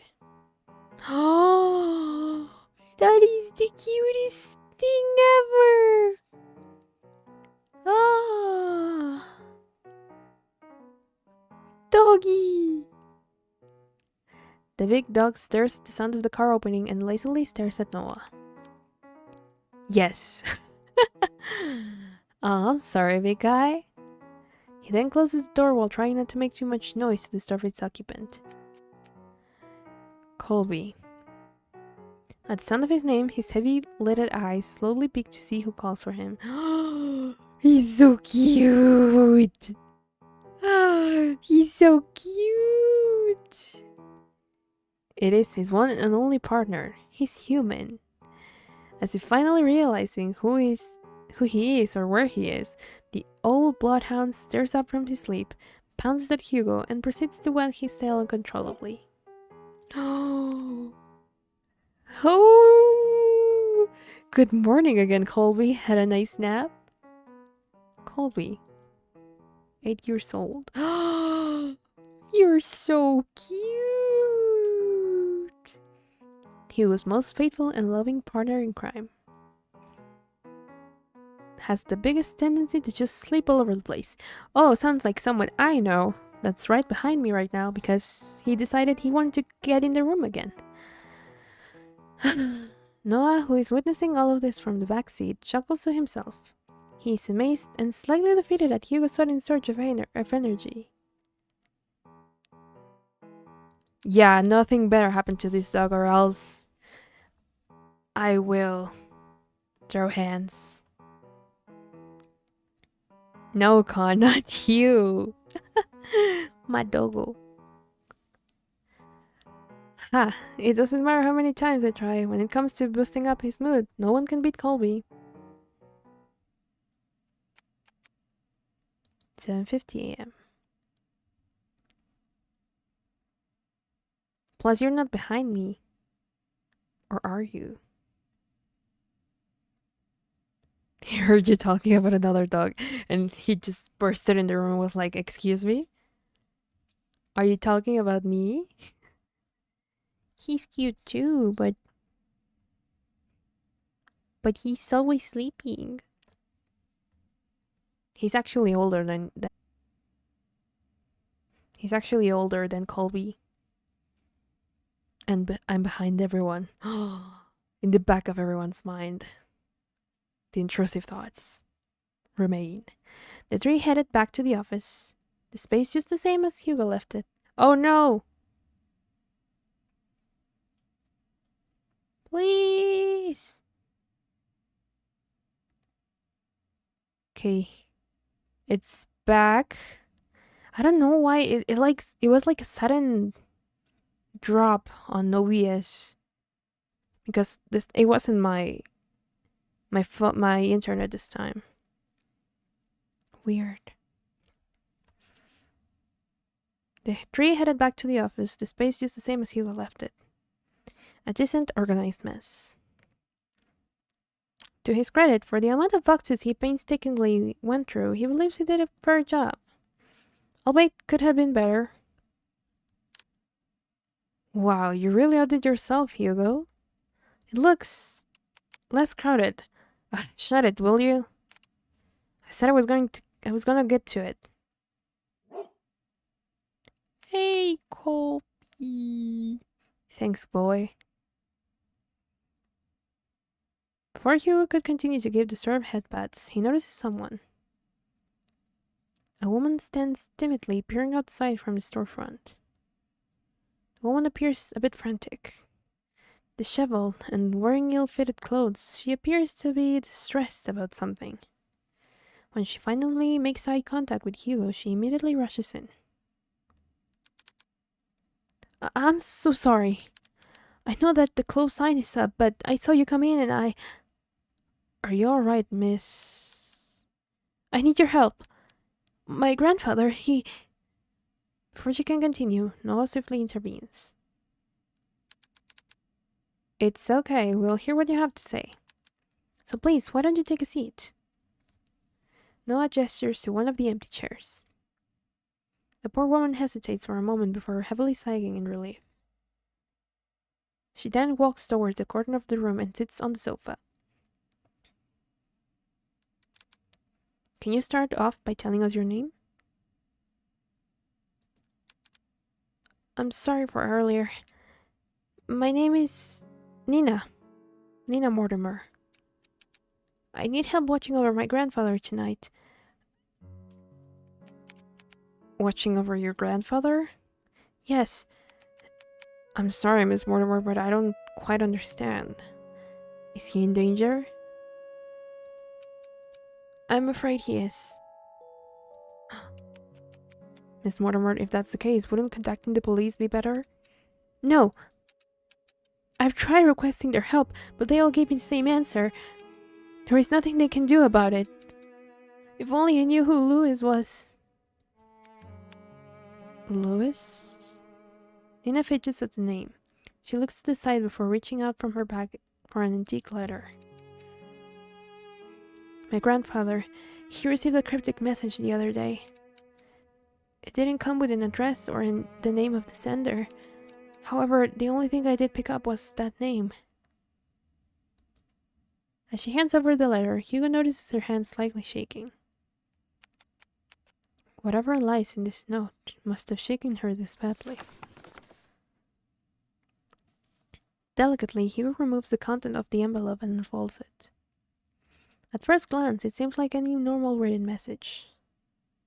A person named Louis asking the other, Henry, to come meet him by the lake at midnight, needing to share something important with him. However, what's eerily striking about this letter is not the message itself. Rather, at the bottom of the page, a sentence far more disturbing is written. I am coming for you, Henry. Were there any others Were there any other letters like this? Yes, a few of them. I thought it was a sick joke at first, but this one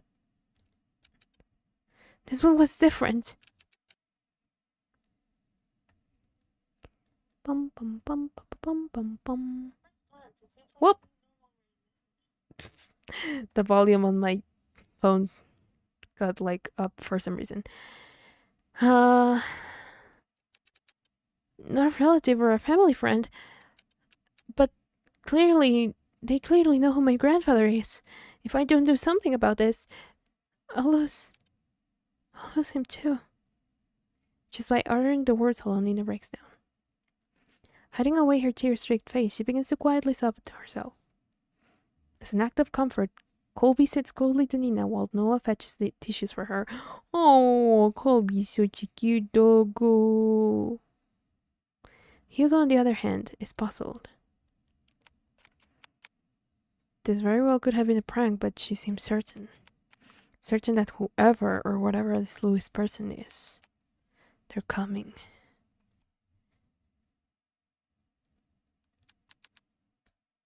Do you want more tissues? I'll do it. I'll take on your gaze. For a moment, silence fills the room. Only stares are directed at Hugo until Nina finally stands up and walks towards him. You'll take it? Hugo simply nods. Thank you, thank you. You don't know how much this means to me. We're glad to help, Miss... Nina. Nina's fine. Well, Nina, we'll do our best. Nina slightly smiles at Hugo before reaching into her bag once more and taking out a note. This is my address. I'll be sure to greet you when you get there, detective.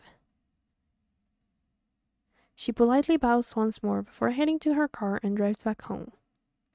Once out of sight, Hugo turns to look at his cluttered desk. Still messy, but presentable. I guess I'll have to sort this out later again.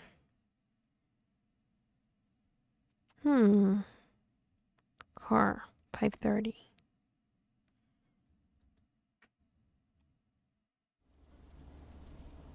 From the ongoing downpour to the quiet hums of the car, they sit in silence. Still miles off from their destination, Hugo constantly checks their rearview mirror. Noah, who usually chats his ear off by now, still sits completely still. I'm playing Pokemon right now and RNG is beating me down. Oh no! Not the RNG. Man. He looks out to the passing streetlights, reserved and distant. I've never played any Pokemon games, actually. Hey, you're a lot quieter than usual. What's wrong? This is a surprise. Have you been looking at me, Hugo? No, you idiot. You usually just talk a lot, that's all. So do you miss me talking a lot? Just say it. I didn't want to offend Nina earlier, so I kept quiet until she finished. But it's her last name that caught me off guard. Have you heard about the Mortimers? They're a pretty distinguished family. Well, they used to be. What do you mean? They've been struck with so many tragedies that over time people began to believe they were cursed or something. Every other year I would see a headline on the local news about one of the family's members' deaths. Yeah, I've never played any Pokemon games. They were never really like on my radar when I was younger. Like I knew it existed, but I didn't even like watch the anime a lot when I was younger. So I know like only from the outside, like a little bit of Pokemon, but I don't really know anything about the games or the many characters that there are now. And you know what's strange? All of them have been labeled as accidents. No foul play, no nothing. Just another unfortunate event for the family. Maybe I understand why she wouldn't go to the police. She probably thought they'd perceive her as a paranoid or hysterical.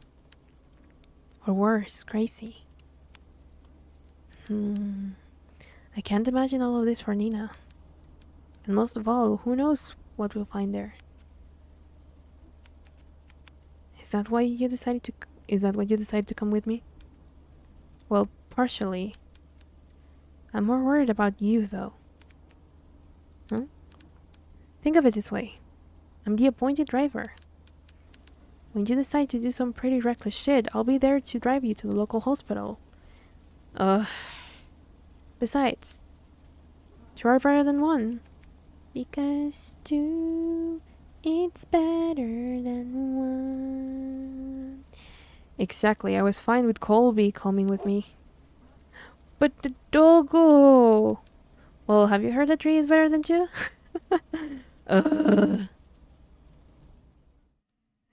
Noah's such a nice guy, I like him. I recommend Legends Arceus is so much fun. I'll look into that. The only time I looked up like a game was for one of my younger cousins, because my aunt doesn't really know much about video games, so she wasn't really sure if it would be like appropriate for him, and so I had to explain her a bunch of stuff about game ratings and all of that, right? And told her that it was completely safe. But then that's when I realized that there were like two versions of the same game. Like it was, I think, Scarlet and Violet, something like that. And I don't know what the difference is. I think the story or the protagonist is different and develops around that, but I'm not sure.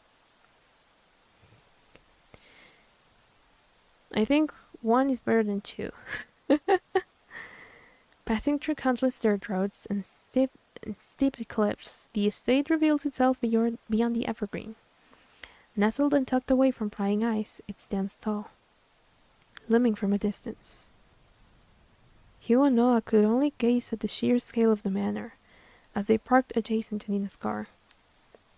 Wow, and to think, wait, she came all this way just to request us? It took us more than a couple of hours to get here. Maybe she really didn't have a choice. What do you mean? Come on, she's waiting for us. Oh? Immediately after exiting the driver's seat, a sudden sharp pain weighs heavy on Hugo's chest. Grasping tightly at his coat, he begins to gasp for air. His gaze hazes as he leans close to the car. Like a fish drawn out from sea, he desperately heaves. But this ache he harbors pales in comparison to a pain far more excruciating. Is it the house? No. Something far more sinister. He feels it. Someone's watching him. A piercing gaze fixed on him. Con, stop staring at Hugo. It's a marketing scheme. They have some different characters and some Pokemon are exclusive to one of the games. Ah, I see. I guess that's a good thing for collectors. As in, like, that's a good way to attract them. A piercing gaze fixed on him, like leering at a bug and waiting to strike. I'll never forgive you.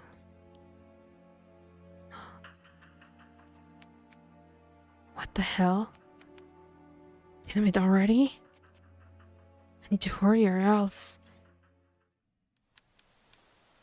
Hey, are you alright? Noah calls out to him, snapping him out of his fixated trance. Colby nudges his head against Hugo, whining with concern over his partner's well-being. Oh my god, you cute little thing. Did you hear that just now? Hear what? That voice. It was so close to my ear, Is everything alright? No worries, Con. Oh, I'm fine, don't mind me. I'm just a bit winded out from the trip, that's all. I'd be happy to make you coffee at the very least. If it's no trouble. No, not at all. It's the least I can do. Once again, the subtle uneasiness from Nina surfaces. But before Hugo could get a chance to look further into it, she walked off towards the front porch without saying another word. Are you sure you're alright? You sounded like you were choking earlier. I said I'm fine. Besides, we're already here. We can't back out now. Listen to me. I think you should... Noah abruptly cuts his lecture short as he notices Nina stopping by the front door. She stands there silently as if contemplating something. I know this may sound rude, but I didn't get a chance to know your names. Well, you were pretty out of it when you walked in. I'm really sorry about that. No worries. This is Detective Hugo Lawrence. His assistant, Colby. And I'm his second assistant, Noah DeLeon. It seems so surreal, just like a cartoon. Nina meekly smiles before turning away from them. I haven't been quite honest with you, Detective Laurent. Huh? Just like before, as if carefully choosing her next words, she decides that in this situation words are not enough. You'll see for yourselves what I mean. And with that, Nina enters the house, leaving the tray to follow behind. Hugo is about to enter through the foyer when he feels a tug on his arm. Don't forget what I told you. If something happens, let me know right away. He'll be the first to know. And with that, Noah releases his grip on Hugo. They proceed to head in, not knowing what awaits them beyond the door. Greeted with a brightly lit hallway, Hugo notes that the interior is just as grand. Adorned with floral accents and unique paintings, it exudes an elegant charm found only in a resplendent town such as this. Resplendent. Why can't I why do I change words? However, Hugo notices something even more distinct than the splendor. This house is much more terrifying inside than out. Please, come this way. Bracing themselves, they enter the dimly lit drawing room. At first glance, Hugo could not discern the silhouette situated at the far corner. However, on closer inspection, he now understands the reason for all of Nina's unsettling vagueness. Grandfather, we have guests. Oh. Is that her grandfather? Sitting on the armchair is a young man. He's dressed in a white collared down dress shirt, tucked in with black sheets and black penny loafers.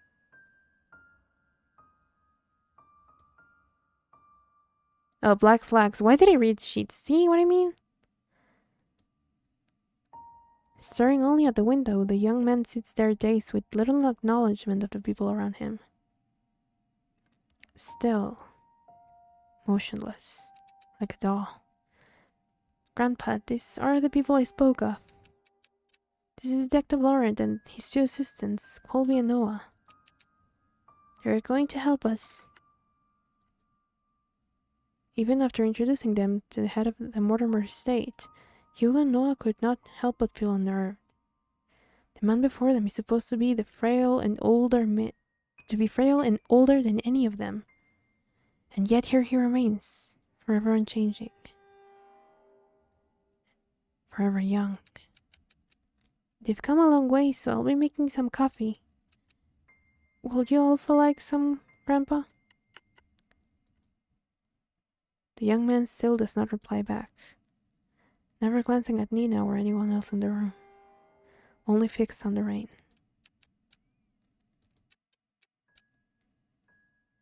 I don't know. I'll be sure to make a cup of it for you too. She then timidly gestures to Hugo and Noah back to the foyer. Bearing more questions, the two follow Nina outside. But before they leave the drawing room, Hugo takes one last look at the young man. There is an all too familiar air about Henry Mortimer. His eyes, they're similar to his own. Whatever he must be longing for, Hugo knows it will not end well. Odd. So that's why I was like, earlier when the lady that worked for them was calling her and she was talking about the grandfather, was, but who's the man in the background then? Well, Nina, that man. Yes, he's my grandfather, the one I asked you all to watch over. I know this is hard to believe, but Nina draws something out from her pocket. It's an antique picture of a young man with slick back hair, wearing a luxurious suit. He appears to be poised and refined, a complete contrast to the current Harry Mortimer. This isn't much to go by, but I swear he's the same person. Then why does he look so young? It happened a few nights ago. I was on my way to get a cup of tea when I heard a loud thud coming from my grandfather's room. I was worried that something fell over, so I went to check. When I opened the door, I found him collapsed on the ground. I rushed to help him up, but when I did, he looked so different. So many things were rushing to my head, and yet he felt so familiar to me. He wore the same clothes that my grandpa wore that night. And his face, I recognized his face. He just looked younger. That was also the same night I found that letter. It was next to him, already opened. I'm sorry again for all of this. No matter who I went to, they either said something was wrong with me or my family. With everything going on. Maybe they're right. The pools of water, the dripping sounds, the letter. Punch him, see what happens. And now this. Maybe my family's really cursed. They're not. Curses aren't real. Detective? I think we easily get too involved in believing that sort of thing exists. In reality, the ones who fixate on it feeds off of it. Rumors, doubts, lies, all of those things are what they want to become real. Deep-rooted emotions like that can possibly be healed or fixed right away. But like a curse, those emotions drag other people down with them. Personally, I think you were caught up in all of this. But I assure you we'll see this through. For you and your grandfather. Thank you. Good. Now our first priority is to find out more about Louis. Nina, the letter you showed us back at the agency. Do you have it with you? Ah, yes, it's here. I'm going to be honest, I think that might have all been me.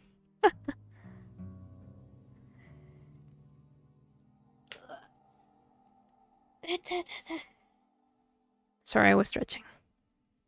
My elbow popped. Do you mind if I borrow it for a bit? I'll be sure to give it back.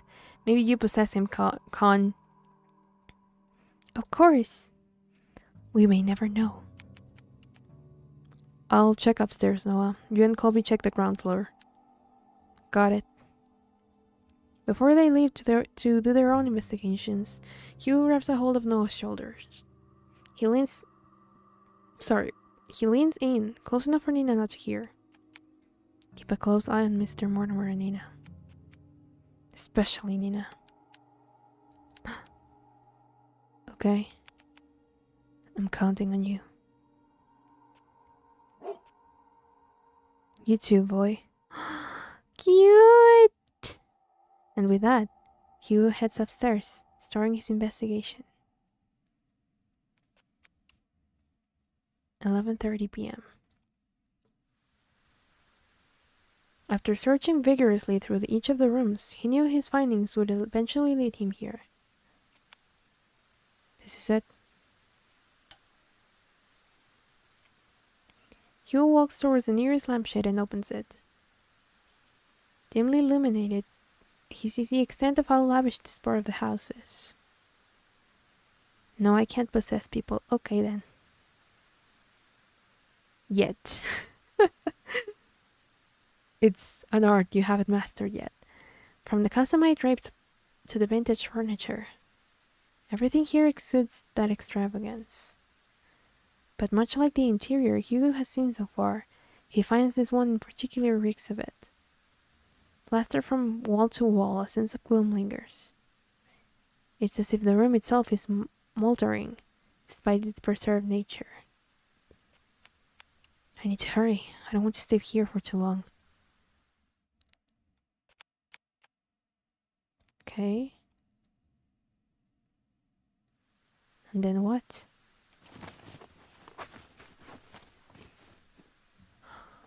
He searches and searches, still with no sign of anything.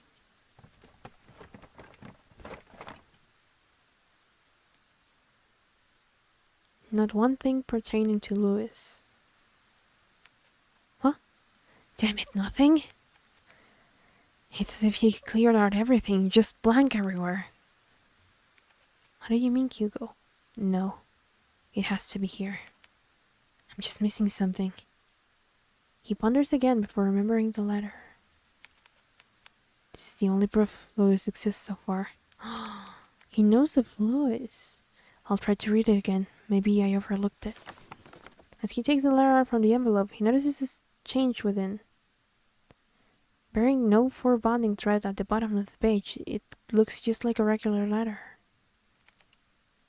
What the? If you can't come, then I understand. It's very dreary after all. But if I can ask one last favor of you, could you keep my locket? I know this is selfish of me, but I'd like for you to have it. I'd be happy knowing it's with you. Thank you for everything, Henry. Forever yours, Louis. What? This is the same Louis? I thought he was the cause of all of this? I don't understand. Without warning, the sound of a click can be heard across the bedroom, as if something unlocked itself. Hugo turns around and sees at the foot of the bed, a chest. Unlike the other furniture, its dark and rustic features have not been maintained well. Left to rot on its own. Preparing himself, he opens the chest. Inside, scrambled together, are bunches of notebooks and small trinkets.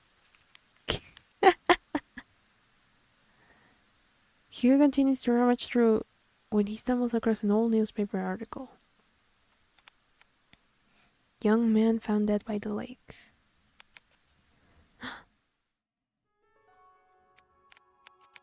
An unidentified young man was found on the morning of XXXXXXX, 3 days prior to his death, according to police. Ruled out as suicide, police have claimed that the troubled youth drowned himself. This certainly is a tragic loss, an unfortunate event indeed, XXXX comments. No claim of his body has been made yet. Louis. By the corner of Hugo's eye, he sports a bright glint buried beneath the clutter. He spots. He reaches for it. Tell me that's not what it sounds like. I mean, true. And they were roommates. Oh, wait, give me a second.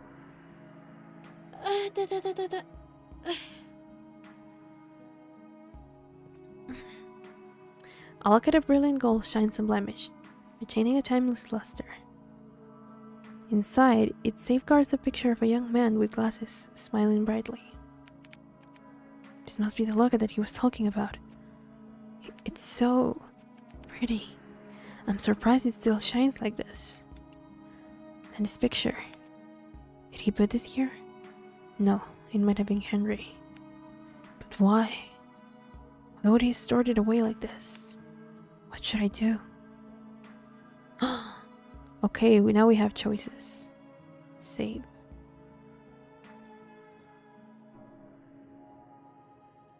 Okay. Take the locket.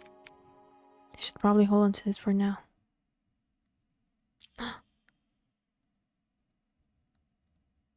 Oh no.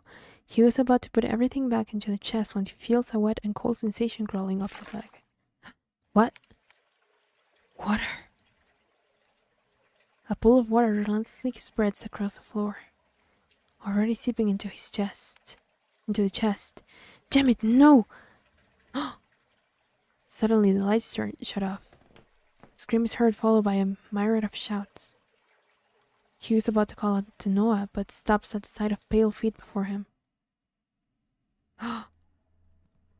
Looming over him stands a tall and ominous figure.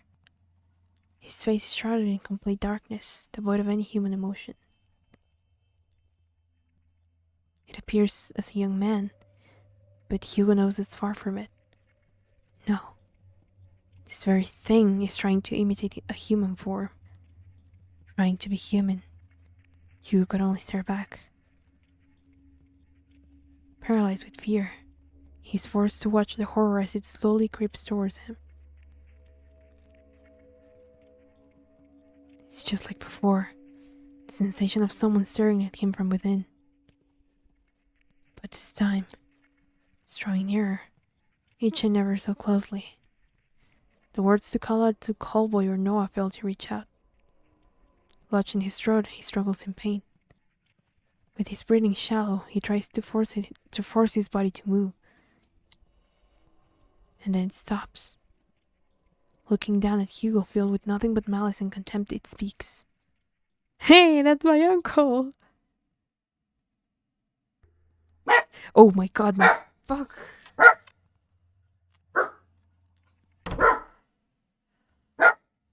Give me a sec.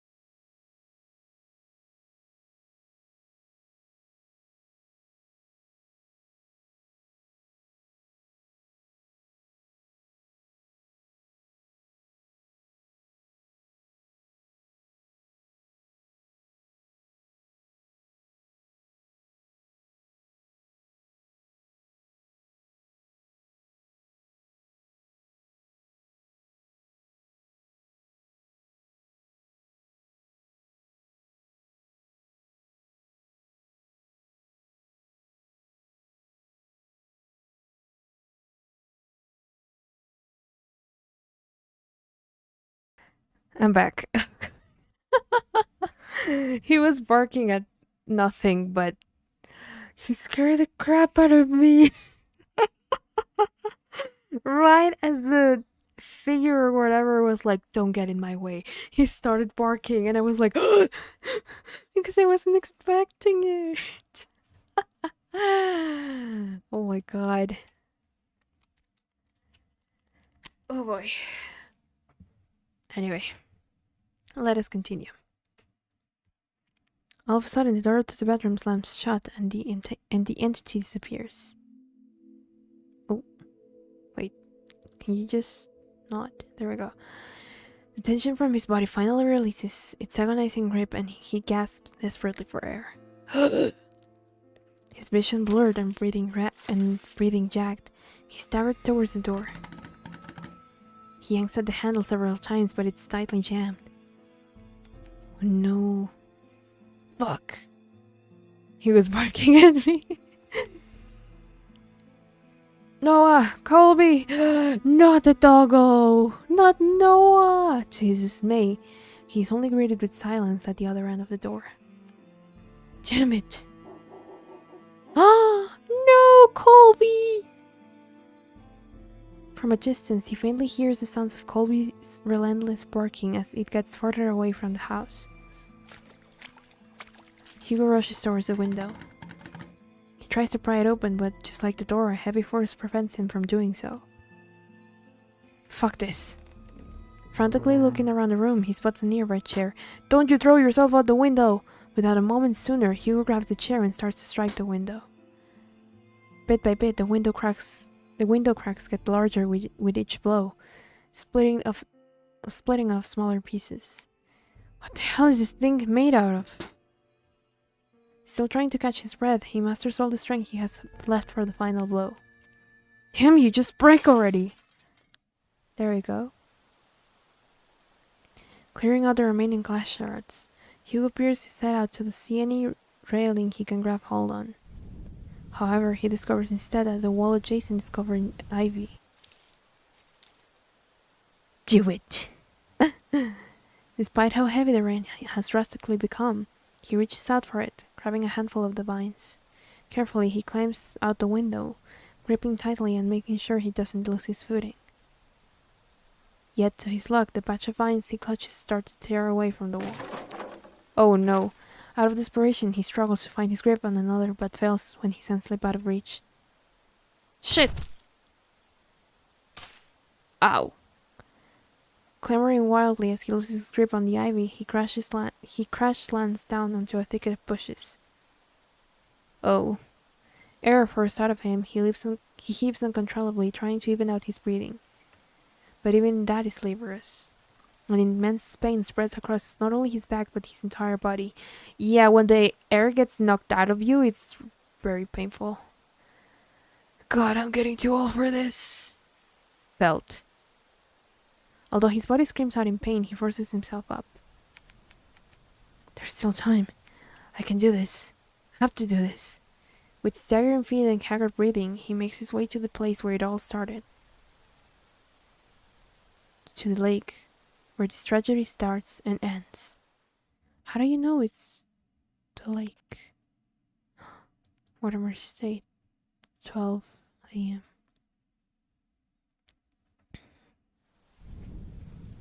Finally entering through the park, Hugo calls out Colby and Noah.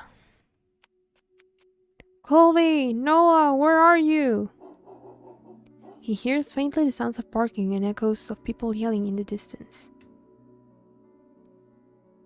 I've been through worse. He rushes towards the echoes, guiding him through the downpour. With his heart racing and blood rushing to his head, he finds his way to the lake. Drawing closer, he sees Nina giving chase to her grandfather. Unfortunately, she doesn't get too far as Noah stops her. Grandpa, stop! Grandpa! Let me go! My grandpa, he is... Nina, please, it's dangerous. You'll get hurt too. I don't care. I don't want to lose anyone anymore. It's at that instant Hugo trudges against the water, pursuing Nina's stead. Hugo? No, don't! Oh, Colby! Please fall deaf to his ears. Not even the whines and worried cries of his partner could make him turn back. No! Determined, he trudges further in. Nearing the deep end, he sees Henry Mortimer, gazing directly at the abyss. He looks even more frail and disheveled, as if all the life had been drained from him, surrendering all to the lake. Before Henry could lean in, Hugo reaches out and tugs at his arm. Mr. Mortimer, listen to me. Nothing is waiting for you down there. So please, come back to the shore with me. Motionless and unresponsive, he still stares deeply into the water. There are so many things we cannot afford to lose in our lives. And you're one of them. To Nina. You're all she has left. She needs you, Mr. Mortimer. Hugo felt it. A slight jolt from Henry's arm, as if stirred by the mention of Nina. I like his eyes, though. He slowly turns to face Hugo. Nina. However, just as cruel and violent as the storm, Henry jerks back, wrenching his arm away from Hugo's hold on him. Oh, this is my fault. If only I got to Louis sooner, then none of this would have happened. Henry inches even closer to the edge. Louis, I'm sorry. I should have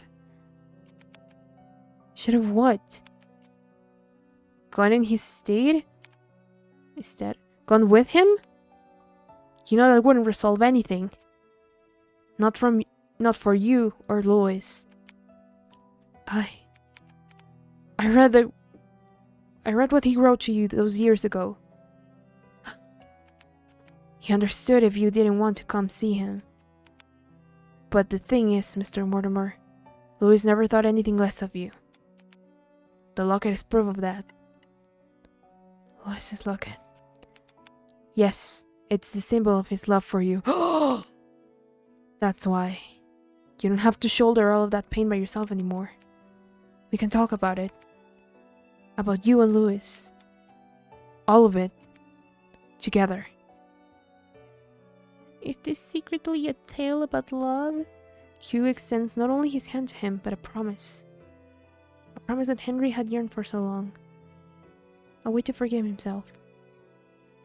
He hesitates at first.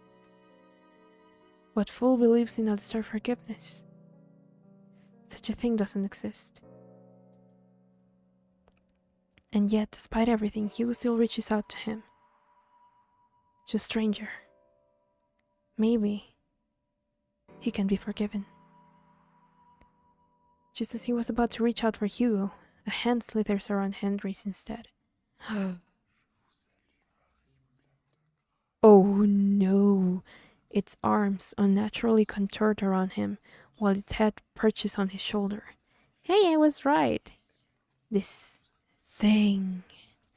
Yeah, you were right, Con. This Louis is no longer pretending to be human. With piercing cold green eyes, it stares directly at Hugo. Mocking him. Cursing him. Wishing nothing but despair.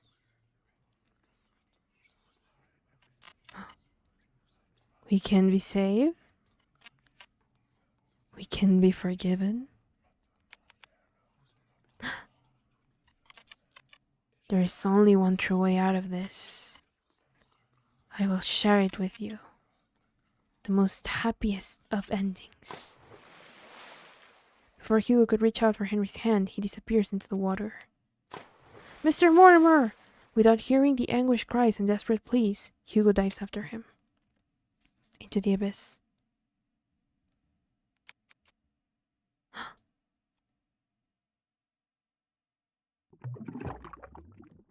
Plunging into icy waters, Hugo feels shocks running rampant throughout his body. Like spikes continuously piercing from his legs to the tips of his fingers, fiercely and unyielding. His chest tightens and his heart races as he begins to kick his legs, hoping whichever way he goes he'll find his way to Henry. Swimming deeper and deeper in, he sees faintly a figure slowly descending into the darkness.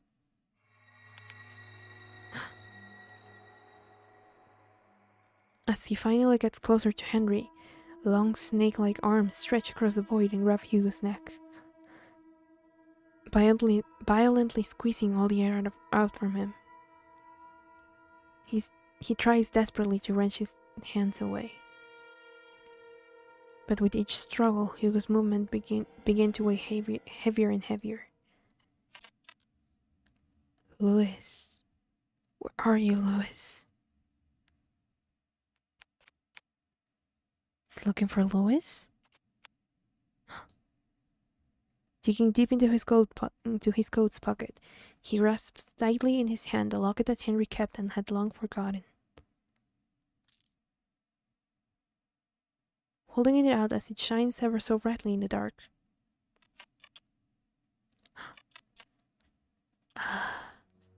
There you are. It releases its grip on Hugo and instead reaches out for the locket. Taking this as chance, he drops the chain and kicks with all his might to grab Henry's arm. With his heart burning and his body screaming, he swims desperately to the surface. Almost there. I just have to. As the lights from the surface begin to blur, Hugo makes one last attempt to reach it. With his limbs worn out and his energy spent, this is all he can do. Come on, float! Before he loses his consciousness, he notices a figure swimming towards them, getting closer and closer. And then, everything fades to black.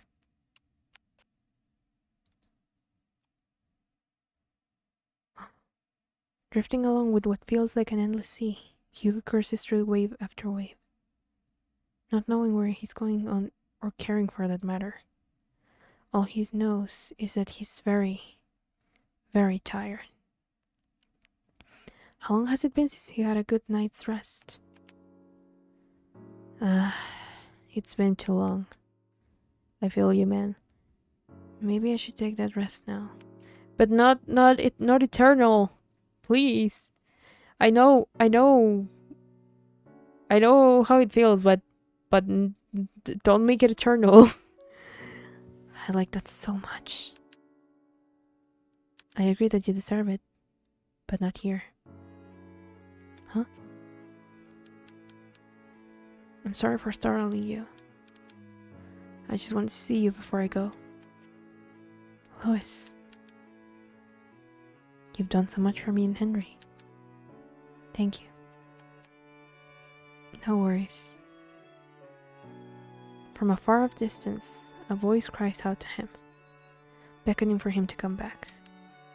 Well, I guess this is it. Take care, Hugo.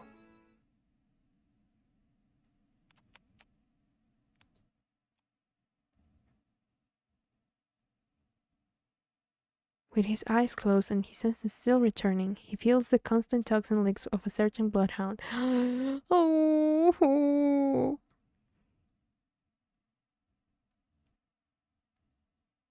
Wait, it's loading. Oh, poor baby. Whining as he tries to wake up his partner. Hugo! He also hears another familiar voice, too annoyingly close for comfort. Eyes shut right open, he jerks up. Confused, Hugo looks around before he coughs up the remaining water in his lungs. Are you alright? Oh, Colby, don't cry. Noah starts to pat at his back while Colby continues to whine over Hugo. What happened? Where's Mr. Mortimer? He's safe. So is Nina. They're both okay. The police and the ambulance should be arriving soon. Thank goodness.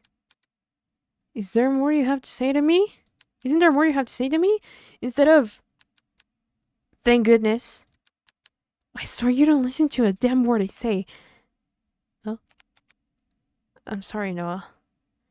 Exhausted, he lets out a sigh. He then continues to pat Hugo's back aggressively when someone approaches them. Detective Laurent? Oh, Nina. There's someone I want you to meet. Behind her stands an elderly man. Frail in stature, he timidly looks to the side pensively as he ponders to himself. Although his youth has long faded, his eyes are what catches Hugo's attention. They're no longer a piercing and vicious green. Only eyes, just like Nina's. Hello, Mr. Mortimer. Detective? I never got the chance to say goodbye to him. I always thought about it every day. What if Louis lived on in this world? What if he stayed a little longer with me? It's because of that constant mindset I dragged everyone down. And they kept hurting not only me, but Nina especially. I was the one who kept hurting her. The one to blame for all this. But you, someone that I've never met, still went out of your way to save me. Not knowing my burdens or my faults. Thank you. Hugo reaches out to Henry and smiles brightly at him. It's my pleasure, sir. But before he lets go, Henry tugs at Hugo's hand one last time. I hope that someday, you two will overcome it. How are you related to Louis, Hugo? I do want to know that. The next day. I'm assuming the other ending is if we didn't take the locket and then everyone dies. The end. TM. Well, good morning, Hugo. You're bright and early. Morning. With much fervor and haste, Hugo resumes writing on his notepad. Although by closer inspection, he looks like he's going to combust any minute. Are you writing up the report? Without looking up, Hugo responds back. Yeah, for the most part. You still need to write yours too. I will. But since I haven't had breakfast yet, and I don't like eating by myself... Ah, again! Cute.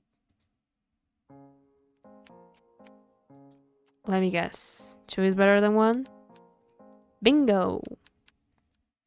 Wow, Hugo, you really are catching on. I'm so proud of you. Shut it, will you?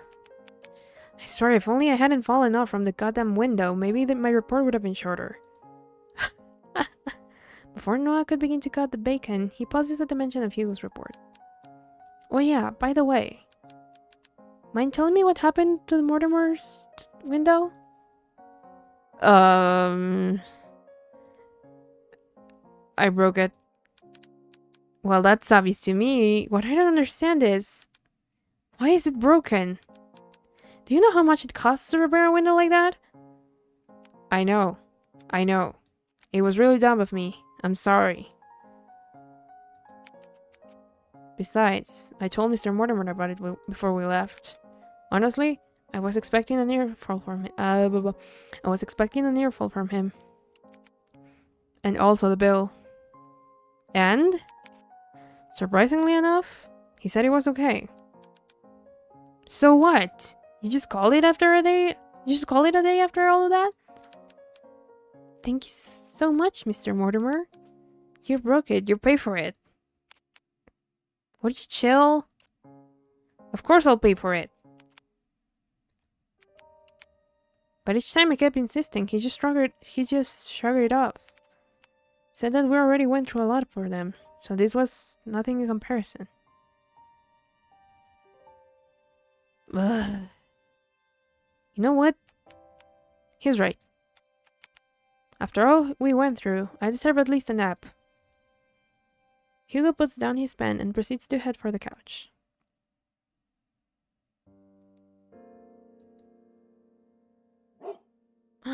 Hugo puts down his pen on the couch. Colby follows after him. Wait, what about breakfast? I'll eat it later. It's nap time now.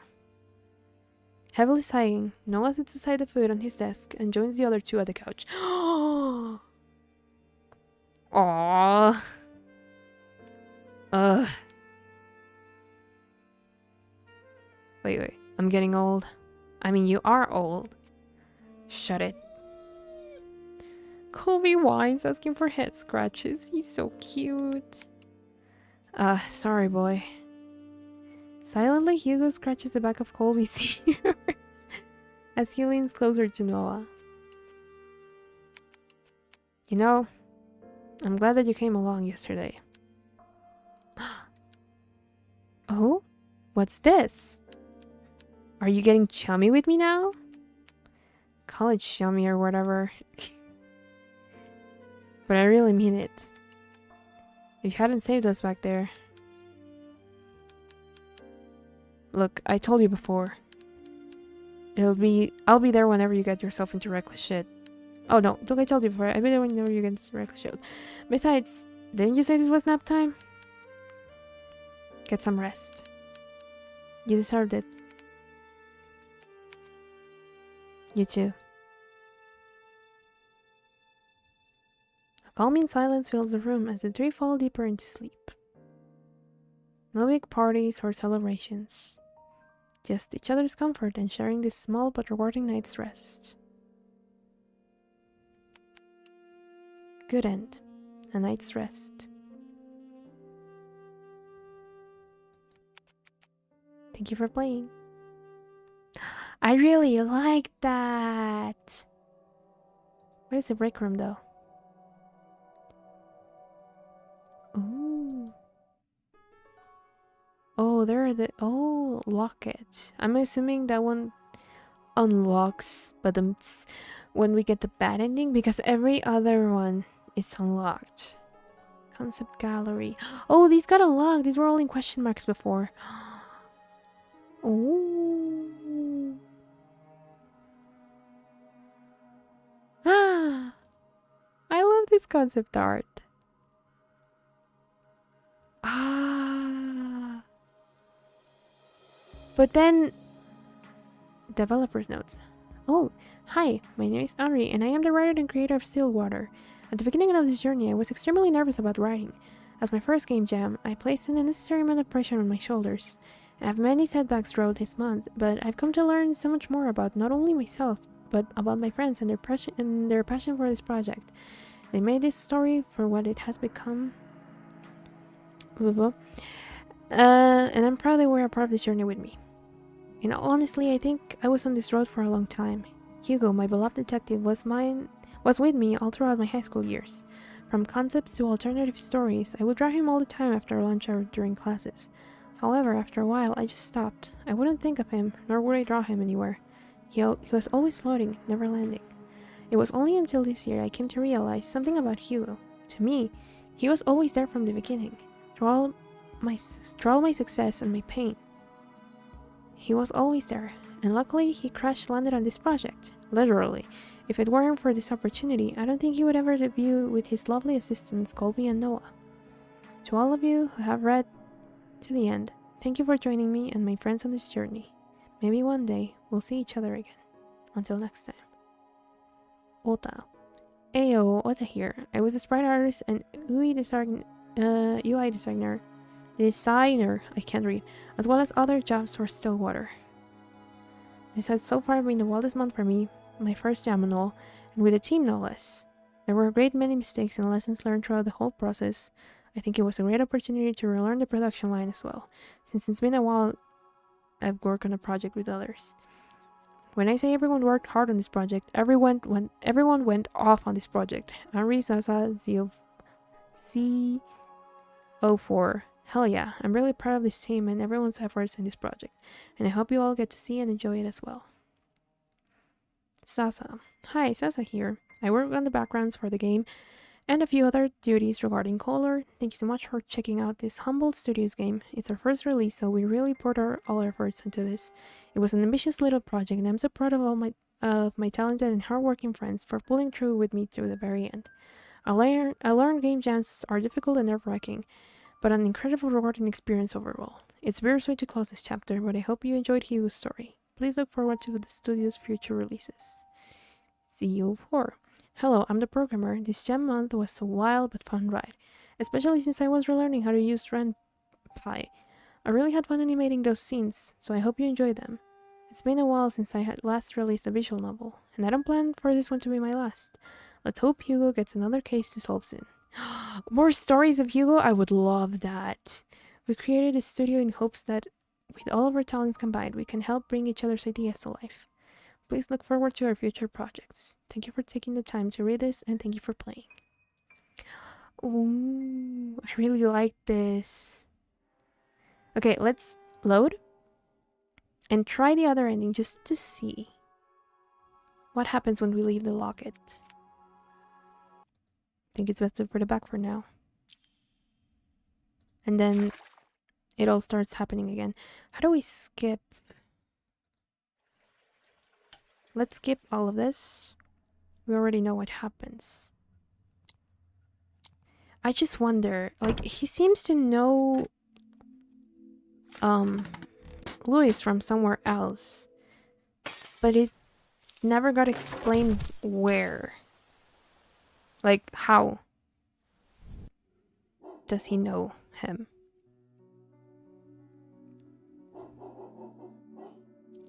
Bum, bum, bum, ba, bum, bum, bum, ba, bum, ba, bum, bum, ba, bum, ba, bum. Should have.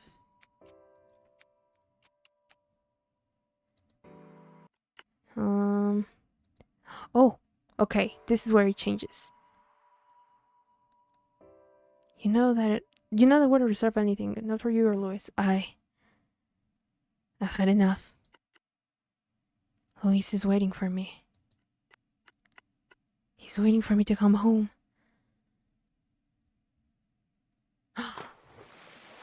Before Hugo could reach out for Henry's hand, he disappears into the water. Mr. Mortimer! Without hearing the anguished cries and desperate pleas, Hugo dives after him. Into the abyss. Okay. Okay, let me just skip.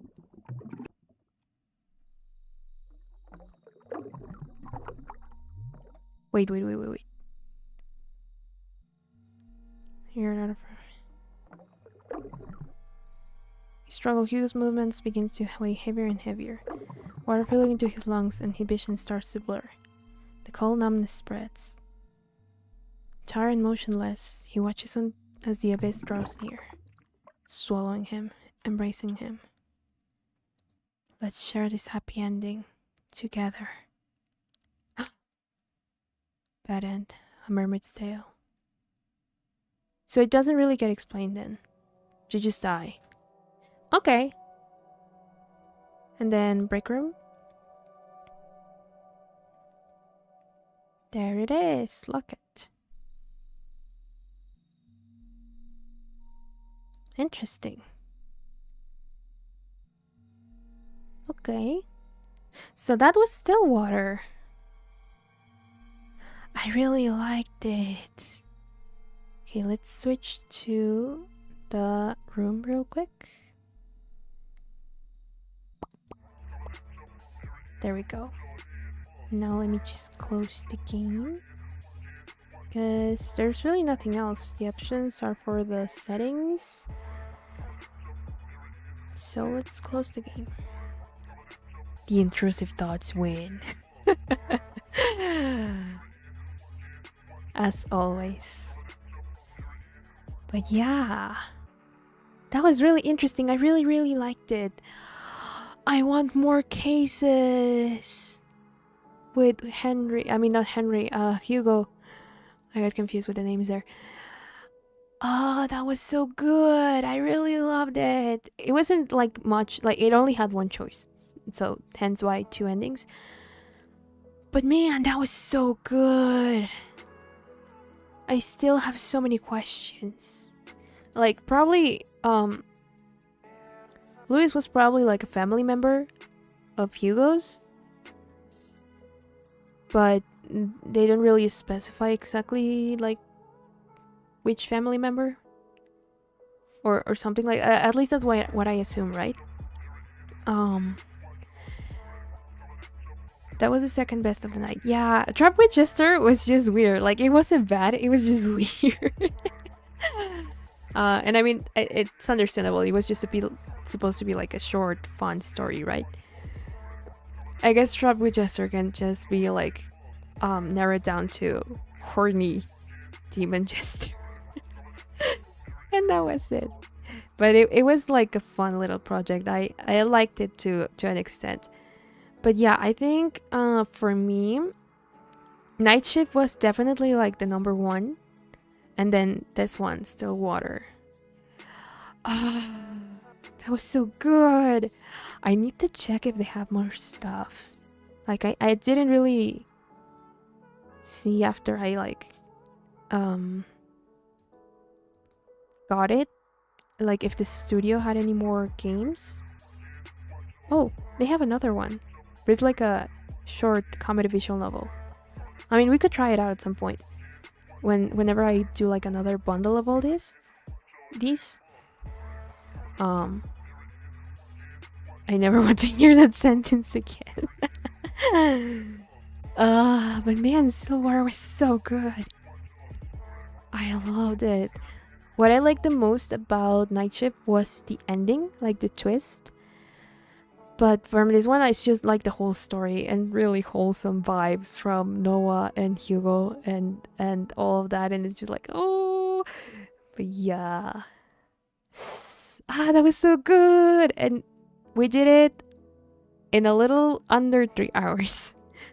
I think my idea originally was going to be like, yeah, the first two take like half an hour and the other a little less than an hour, so it would be over in an hour or two, right? But you know me, chat, I always take longer. But it didn't take us 5 hours, which is good. But yeah, I had so much fun. The other two weren't as scary as the first one, so, and the game is yeah. I think the only thing that scared me during this one was my doggo that ended up barking out of nowhere, and I was just like, ugh! Because we were in a very tense scene, and then he just went, ugh! And I was like, oh my god! But yeah, the first one scared me way more. The other work they have, it looks really cute. I might try it out later on with a couple of other games. This one says that it takes about 15 to 20 minutes as well. So maybe later on I'll try to compile a bunch of games that last around 20 minutes and stuff. Because I think there's a lot of those on itch.io. So yeah. But that was really fun. I had a lot of fun. But with that, chat, I'm afraid that would be the end for today.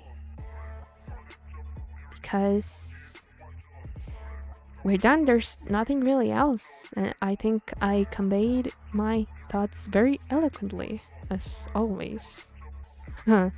I really loved these games. They were really fun. Oh my god, that was so good. I wish there was more. I'm sorry for peeking the mic. That was so good. I wish there was more. I need more about Hugo. And Noah. Man, I'm so excited. But anyway, that's it for this week as streaming goes. Tomorrow, there's supposed to be a new cover. I'm still working on it, so I'm not sure at which time it's gonna go out, but it will eventually.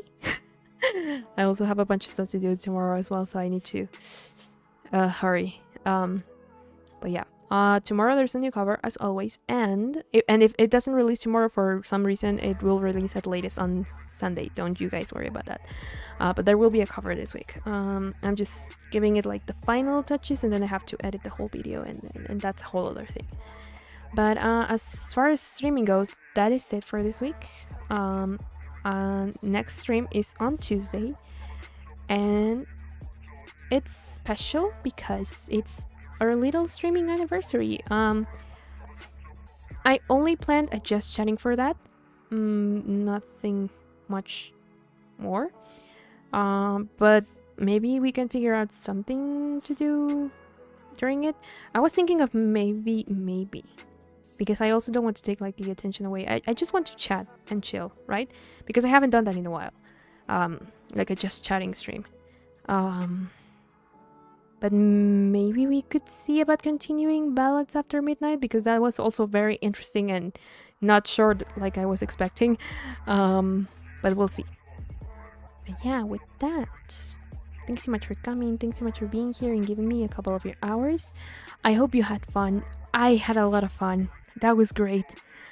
And yeah, I'll see you when I see you. Okay? Bye bye. Thank you for being here. And Bot Gang, thank you for making it this far. Bye bye.